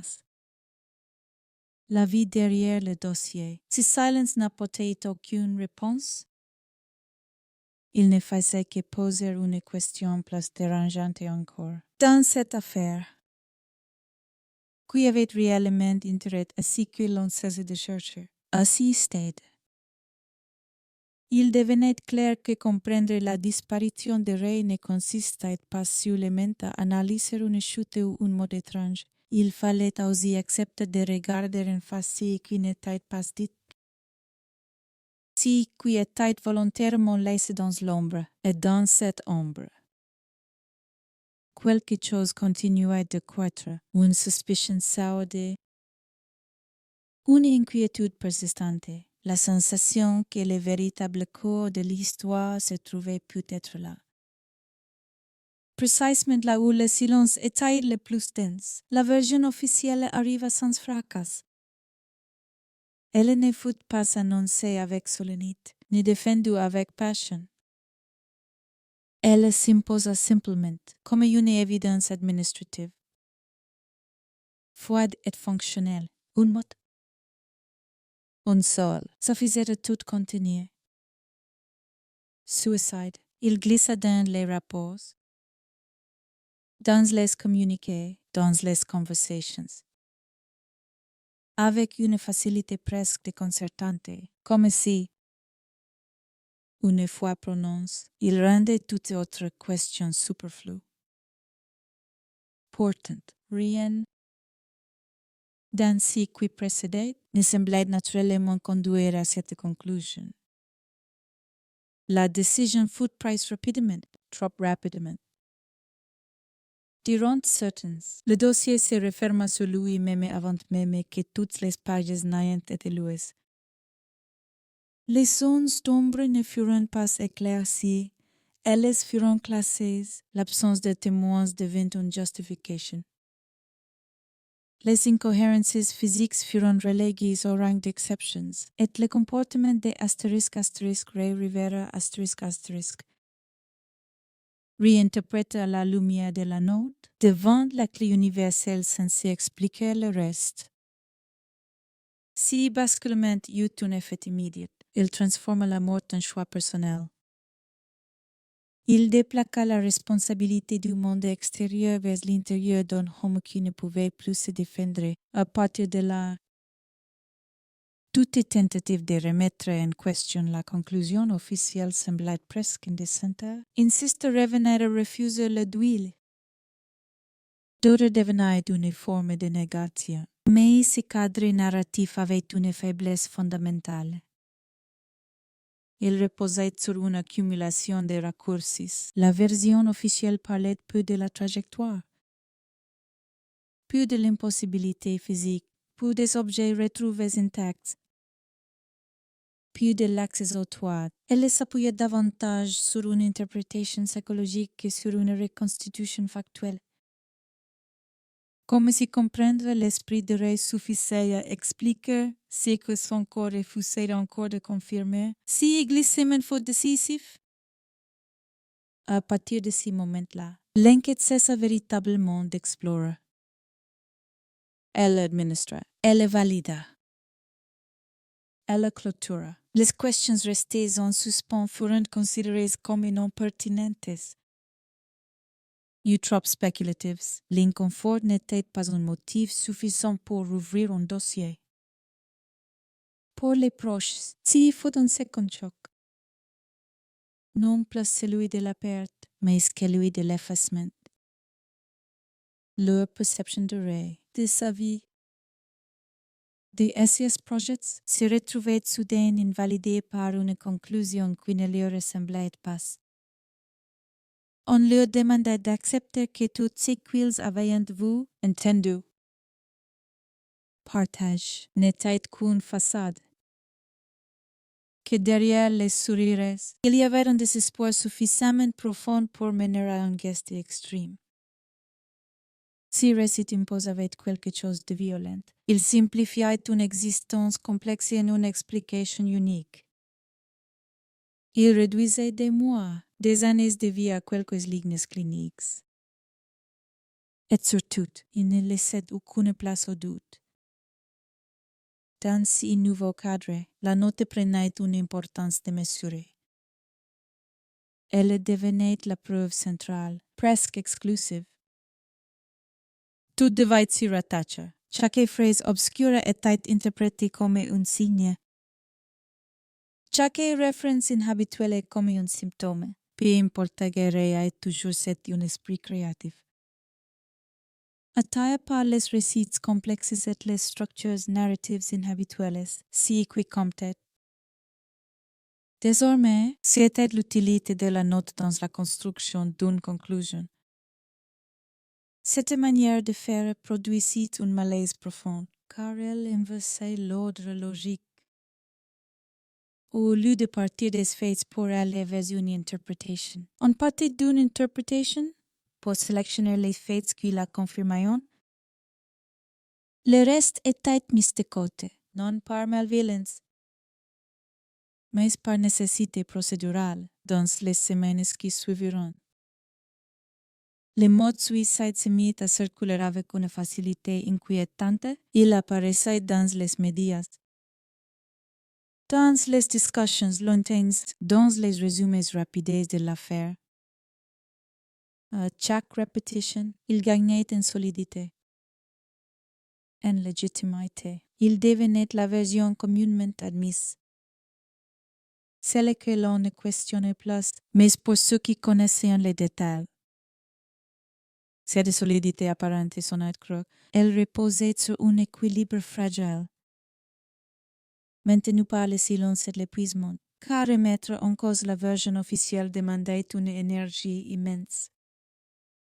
Il fallait affronter des institutions, des procedures, des inerties et peu à peu. La fatigue s'installait, ce qui rendait la situation encore plus troublante. Et c'était l'absence totale de tentatives de conciliation, aucune reconnaissance des zones d'ombre, aucune formulation prudente. La conclusion était présentée comme définitive.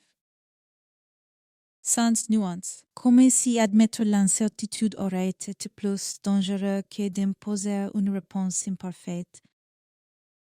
Cette rigidité alimente un sentiment d'injustice, non pas seulement parce que la vérité semblait inaccessible, mais parce que l'on avait l'impression qu'elle n'était plus recherchée. Le dossier était clos. Mais le malaise, lui, restait ouvert à mesure que le temps passait. Le récit officiel s'installait dans la mémoire collective. Et il devenait plus simple de dire que réciter donnait la mort que d'admettre que certains mots échappaient à toute explication claire. La simplicité rassure. Elle le protège. Elle le permet de continuer sans regarder trop longtemps dans le vide. Pourtant, chaque fois que l'on revenait aux faits bruts, la version officielle semblait perdre de sa force. Elle ne parvenait jamais à répondre à toutes les questions en même temps. Elle expliquait l'intention supposée. Mais pas le mécanisme, elle expliquait le geste. Mais pas le chemin, elle parlait de l'homme. Mais pas du lieu, si décalage devenait de plus en plus difficile et ignoré. Il alimentait une colère sourde, presque en tous. La colère de ceux qui sentent que quelque chose leur échappe volontairement. La colère de ceux à qui l'on demande d'accepter sans comprendre. Dans ce climat, le duel prenait une forme étrange. S'il n'était pas seulement pleurer un disparu, c'était lutter contre une narration qui semblait vouloir quelque chose de plus. La complexité, la dignité. La vérité possible, rien n'était plus seulement absente. Il était redéfini, et cette redéfinition avait un prix. Elle transformait l'affaire en une histoire fermée, alors même qu'elle continuait de hanter qui en connaissaient les failles. Elle installait une conclusion là où il n'y avait que des points de suspension, plus le temps passait. Plus une certitude s'imposait, lente et douloureuse. La version officielle n'était pas tant une réponse qu'un refus de continuer à chercher, un moyen de mettre fin à l'inconfort collectif. Quit laisse derrière elle un silage de doutes non résolus à ce stade. Il ne s'agissait plus seulement de savoir comment Ray était morte. Il s'agissait de comprendre pourquoi. Si vite, on avait décidé de ne plus poser la question. Il y a un moment, dans les affaires qui ne se résolvent pas, où la recherche de vérité cesse d'être collective pour devenir solitaire. Les institutions ont parlé. Les dossiers sont classés. Les mots officiels sont posés. Et ceux qui restent, jusqu'à continuer à douter, se retrouvent seuls face à une réalité qui ne correspond pas à ce qu'on leur demande d'accepter. Pour *** Ray Rivera ***. Si moment arrive lorsque tout semble déjà décidé, Allison ne cherche plus à convaincre qui que ce soit. Elle ne se battait plus contre des communiqués ou des conclusions figées. Sa lutte était devenue intérieure. Presque silencieuse, elle vivait entourée d'objets qui n'avaient pas changé de place. De souvenirs qui refusaient de se figurer dans une version officielle. Chaque geste du quotidien était désormais traversé par une question simple et cruelle. Comment continuer quand la vérité reste suspendue? Le deuil, dans ce contexte, n'avait rien de linéaire. Il ne suivait pas les étapes que l'on décrit dans les livres. Il était fragmenté. Imprevisible, violent par moments. Accepter la mort de Ray aurait suppose accepter aussi la manière dont on expliquait cette mort, etc. Elle ne le pouvait pas parce qu'elle refusait la douleur. Mais parce qu'elle refusait le mensonge confortable autour d'elle.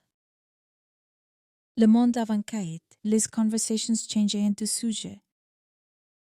Les regards se faisaient plus prudents. Certains amis évitaient le nom de Ray. Comme s'ils risquaient de rouvrir une plaie qu'ils préféraient croire cicatrice. D'autres, au contraire, tentaient d'imposer la version officielle comme un acte de compassion mal comprise. Il faut avancer, disaient-ils. Comme si avancer signifiait renoncer à comprendre, mais Allison ne pouvait pas avancer sans regarder en arrière. Chaque détail ignoré par l'enquête devenait, pour elle, une responsabilité personnelle. Elle relisait les rapports. Elle revoyait les photos. Elle se repassait les conversations. Les derniers jours, les gestes anodins qui, rétrospectivement, prenaient une dimension tragique. Elle ne cherchait pas un coupable précis. Elle cherchait une cohérence. Une vérité qui ne la trahirait pas si il combat discrédit un prix. Il l'isola, il l'épuisa. Il transforma l'absence en présence constante. Ray n'était plus seulement celui qui avait disparu. Il devenait celui pour qui il fallait continuer à poser des questions, même quand plus personne ne voulait entendre les réponses. Cette fidélité à l'homme qu'il avait devenait une forme de résistance. Dans ces processus, une chose devenait de plus en plus claire. L'affaire ne parlait plus seulement de la mort de Ray. Elle parlait de la manière dont une société guerre-séquelle ne comprend pas, de la vitesse avec laquelle on referme une histoire dérangeante, de la facilité avec laquelle on préfère une explication imparfaite à une incertitude prolongée, si constate était brutale. Elle obligeait à regarder au-delà du cas individuel, à reconnaître que certaines vérités dérangeantes parce qu'elles menaçaient l'ordre établi. La confiance dans les systèmes, l'illusion que tout peut être expliqué, classé, résolu. Ray devenait, malgré lui, le symbole de ces histoires que l'on préfère oublier plutôt que d'affronter à mesure que les années passaient. La colère changeait de forme. Elle cessait d'être explosive pour devenir sourde, persistante. Une colère calmée. presque dîner, nourri par l'injustice ressentie. Allison n'était pas animée par le désir de vengeance. Elle était portée par une exigence simple. Que l'on cesse de réduire à une conclusion qui ne lui ressemblait pas. Cette exigence se heurtait à un mur. Non pas un mur visible, mais une accumulation de silences, de procedures, de refus police. Chaque tentative de relance se soldait par la même réponse implicite. Il n'y a rien de place à dire. Et pourtant, pour ceux qui vivaient avec les questions, il y avait toujours trop à dire, les plus douloureux. Peut-être était de constater que le temps jouait contre la vérité. Plus les années passaient, plus les souvenirs s'estompaient,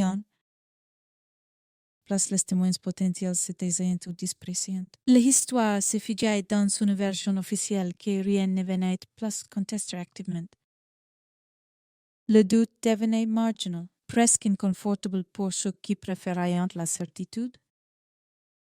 Mais si doute persistait, il survivait dans les conversations tardives.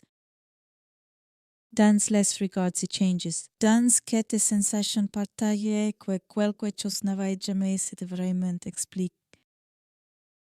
Il survivait surtout dans la mémoire de ceux qui refusaient d'oublier tel qu'il avait été vivant.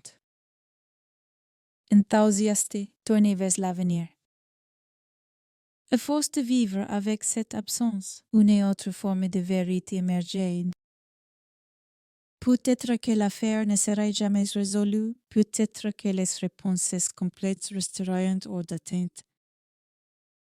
Mais cela ne signifiait pas que les questions étaient illégitimes. Au contraire. Leur persistance devenait une forme de justice minimale et imparfaite. Mais nécessaire. Ray n'était plus seulement un homme dont la mort posait problème. Il devenait une question ouverte, une faille dans le récit rassurant du monde. Une preuve que certaines histoires ne se laissent pas enfermer, même lorsqu'on tente de les faire taire. Et dans cette faille, quelque chose continuait de vivre. Pas une certitude, pas une conclusion. Mais une exigence morale, celle de ne pas accepter une vérité qui ne tient que parce qu'on a cessé de la contester. À ce stade, la disparition de Ray avait cessé d'être un événement du passé. Elle s'était transformée en présence durable, une tension constante entre ce qui avait été dit et ce qui restait à dire. Et tant que cette tension existerait, l'histoire refusera de s'éclore. Car parfois, ce n'est pas la disparition elle-même qui est la plus violente. C'est le moment où l'on comprend que quelqu'un, quelque part, a choisi que l'on cesse de chercher. Le temps n'a pas refermé l'histoire. Il l'a seulement recouverte d'une couche plus épaisse de quotidien. Comme on recouvre une fissure dans un mur avec de la peinture en espérant qu'elle cesse d'exister. Mais la fissure reste toujours là. Elle travaille en silence. Elle se largue parfois au détour d'un souvenir, d'une question banale, d'une image qui revient sans prévenir. Et dans cette affaire, le temps n'a pas agi comme un baume. Il a agi comme une brume. Au début, tout le monde croit que les choses vont finir par faire aller au travail. Qu'un matin, on se lèvera que l'incompréhension sera moins vive, moins coupante, que l'on finira par accepter une version, même imparfaite. Parce qu'il faut bien que quelque chose tienne debout pour ne pas s'effondrer avec le reste. Mais certaines hypothèses ne suivent pas cette logique. Certaines expertises s'installent dans la vie comme une pièce trop sombre dont on ne retrouve plus l'interrupteur. On apprend à contourner l'obscurité, à vivre autour, à parler place d'ousement. On ne la dissipe pas. Allison continua d'avancer, évidemment. On n'a pas le choix, il faut payer les factures. Répondre aux messages, sourire quand on n'a pas la force.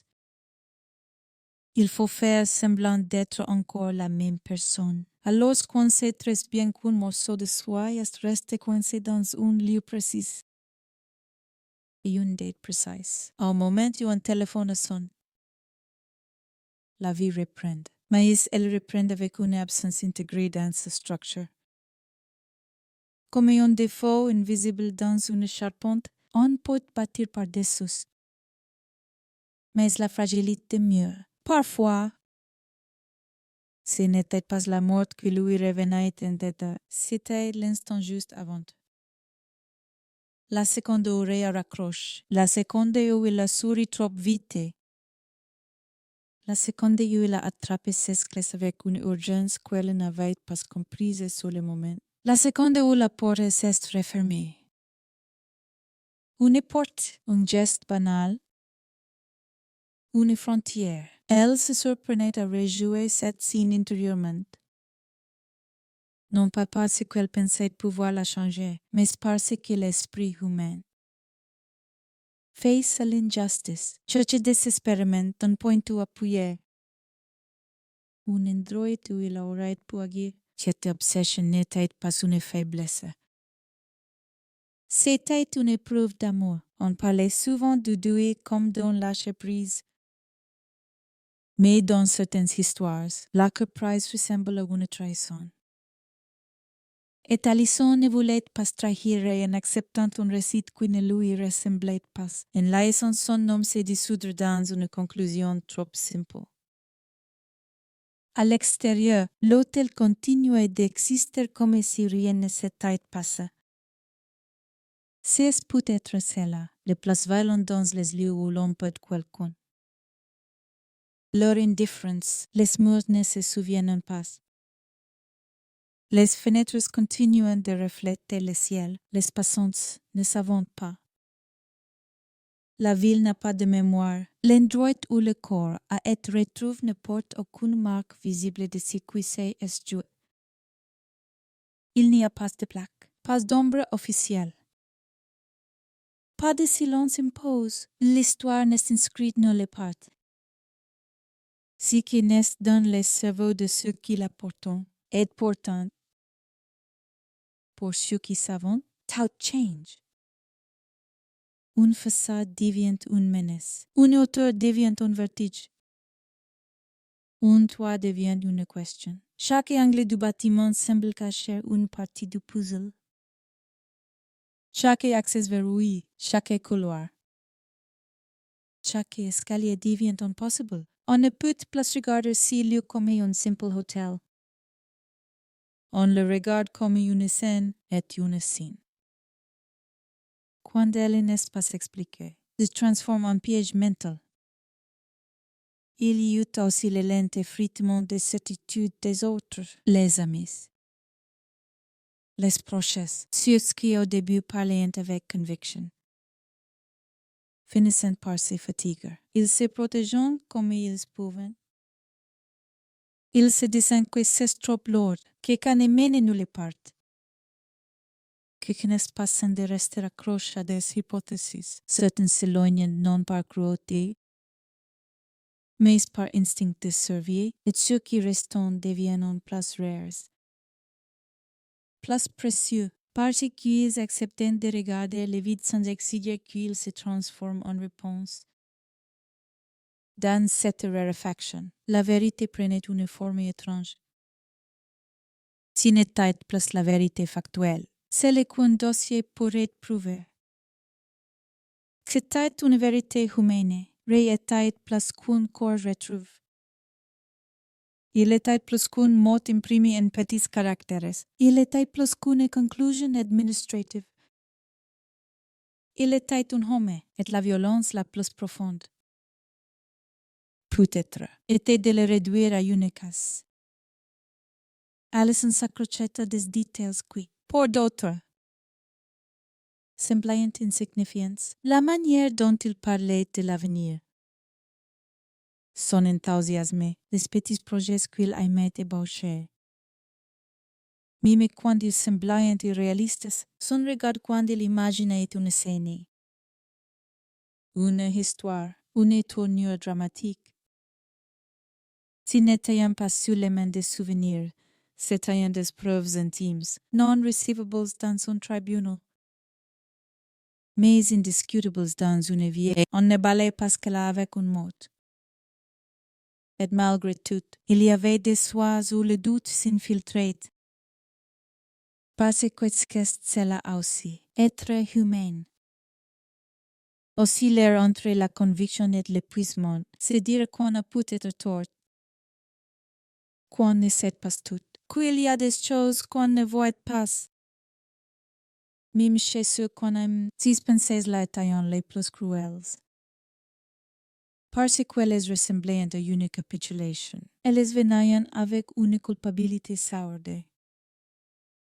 Comme si douter de sa propre intuition revenait et abandonnerait une seconde fois, mais l'histoire refusait d'être simple.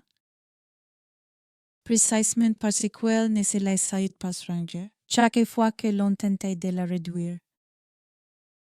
Un détail revenait, obstinate. La trajectoire, les objets intacts. L'accès au toit, le silence.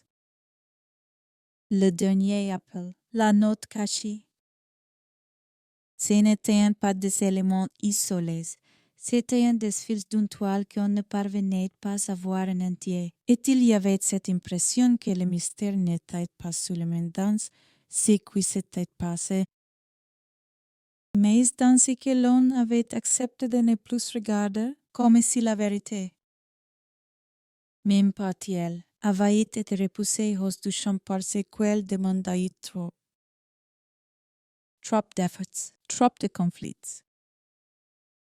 Trop de conséquences, dans un monde où tout doit être rapide, classé, digéré. L'incertitude est une offense, alors l'histoire se mit à vivre autrement. Elle quitta les bureaux et les rapports pour se loger dans des conversations, des récits, des forums, des documentaires, des analyses. Elle devint une énigme partagée. Un miroir dans lequel chacun projette ses peurs, peur des zones d'ombre, peur des institutions, peur de l'idée qu'on peut disparaître au milieu de tout le monde, peur de l'idée que la vérité n'est pas toujours accessible, même quand on la mérite. Mais au milieu de cette fascination, il y avait un risque que cesse d'être vrai, qu'il devienne un symbole. Une histoire, un cas à commenter, un mystère à consommer, comme si l'incompréhension autorisait le monde à s'approprier sa mort. Allison le sentait, elle le redoutait. Parce que ce qui avait été vol, il n'était pas seulement la vérité. C'était aussi l'intimité d'une vie arrachée à ceux qui l'aimaient. Elle se surprenait parfois à imaginer au moment exact où elle a quitté la maison, pas dans une posture dramatique, pas comme un personnage, comme un homme qui répond à un appel, qui pense qu'il va revenir, qui ne mesure pas que tout est en train de basculer, cette image-là. Simple, presque insupportable. Avait plus de puissance que toutes les hypothèses, parce que, au fond, c'est celle qui rend l'affaire transformatrice pour ceux qui l'écoutent. La compréhension brutale qu'une vie peut être déviée en quelques secondes, qu'un appel peut vous importer. Qu'une décision prise dans l'urgence peut vous placer dans une trajectoire dont vous ne reviendrez pas. Cette pensée dérange parce qu'elle n'est pas réservée aux autres. Elle concerne tout le monde, et c'est pour cela qu'on a besoin d'une conclusion. Pour se protéger, pour croire que cela n'arrive qu'aux gens fragiles. Instables, different. Pour maintenir l'illusion que la vie est sous contrôle, mais Ray ne rentrait pas dans cette case rassurante. Son entourage le décrivait comme vivante, présente, tournée vers demain. Cette contradiction oblige à regarder une autre réalité. Parfois, les histoires se brisent sans avertissement. Parfois, c'est l'espace l'âme qui cède. C'est le monde autour qui se referme. Place les années passaient.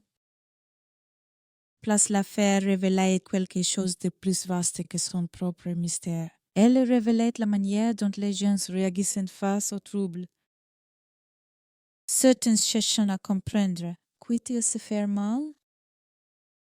D'autres cherchant à oublier, quitte à être injustes. Certains posant des questions, d'autres les jugeant. Et dans cette carte, on mesure la fragilité des vérités officielles. Elles tiennent souvent moins par preuves que par fatigue collective. Allison avait fini par comprendre une chose. Douloureusement simple, il ne s'agissait pas seulement d'obtenir une réponse. Il s'agissait de refuser la facilité, de refuser que le monde prenne l'histoire de Ray et l'appli pour qu'elle rentre dans une enveloppe administrative. De refuser qu'on dise que se réglait quand intérieurement. Rien ne l'est, et il y avait des instances rares où cette résistance produisait quelque chose d'inattendu. Une forme d'éclat, pas une réponse. Non, un éclat émotionnel. C'est le qui consiste à comprendre que l'on ne contrôle pas la vérité, mais que l'on contrôle ce que l'on en fait. Que l'on peut choisir de ne pas se taire, de ne pas laisser la version la plus commode devenir la seule. De continuer à dire son nom comme un nom de homme, pas comme un dossier. C'est là que l'histoire devient percutante, parce qu'elle dépasse le sensationnel. Elle devient une expérience morale. Elle force le spectateur à se demander qu'est-ce que j'ai fait, moi?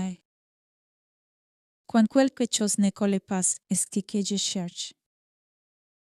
Est-ce que j'accepte? Est-ce que je détourne le regard pour ne pas déranger mon confort? Et plus profondément encore, à quel point suis-je prêt à croire une explication? Simplement parce qu'elle est officielle, le plus terrible. C'est ce que l'histoire n'offre pas de catharsis. Il n'y a pas de signe final où tout s'éclaire. Il n'y a pas de moment où l'on peut enfin respirer et se dire « Voilà ». Maintenant j'y comprends, ICI. La fin est une absence de fin, une porte qui ne se ferme pas. Un couloir qui s'allonge, et dans ce couloir, il y a une silhouette qui continue d'avancer, non pas parce qu'elle a toutes les réponses, mais parce qu'elle refuse que le silence soit la réponse. La ville. Elle continue. Le hôtel reste debout, les saisons passant.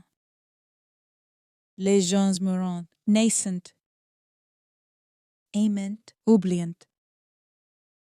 Et c'est peut-être ces contrastes qui rendent l'histoire si difficile à supporter. L'idée que l'énigme peut coexister avec la normalité. Comme si l'incompréhensible n'avait aucune conséquence sur le monde, mais il en a une. Une conséquence invisible, une conséquence in time. Une conséquence qui se transmet parce que chaque personne qui écoute cette histoire, si elle écoute vraiment, emporte avec elle une fissure nouvelle. La conscience que certaines choses échappent, que certaines vérités sont fragiles, que certains silences ne sont pas naturels et qu'une vie peut disparaître. Non seulement parce qu'elle s'arrête, mais parce qu'on choisit de l'expliquer trop vite.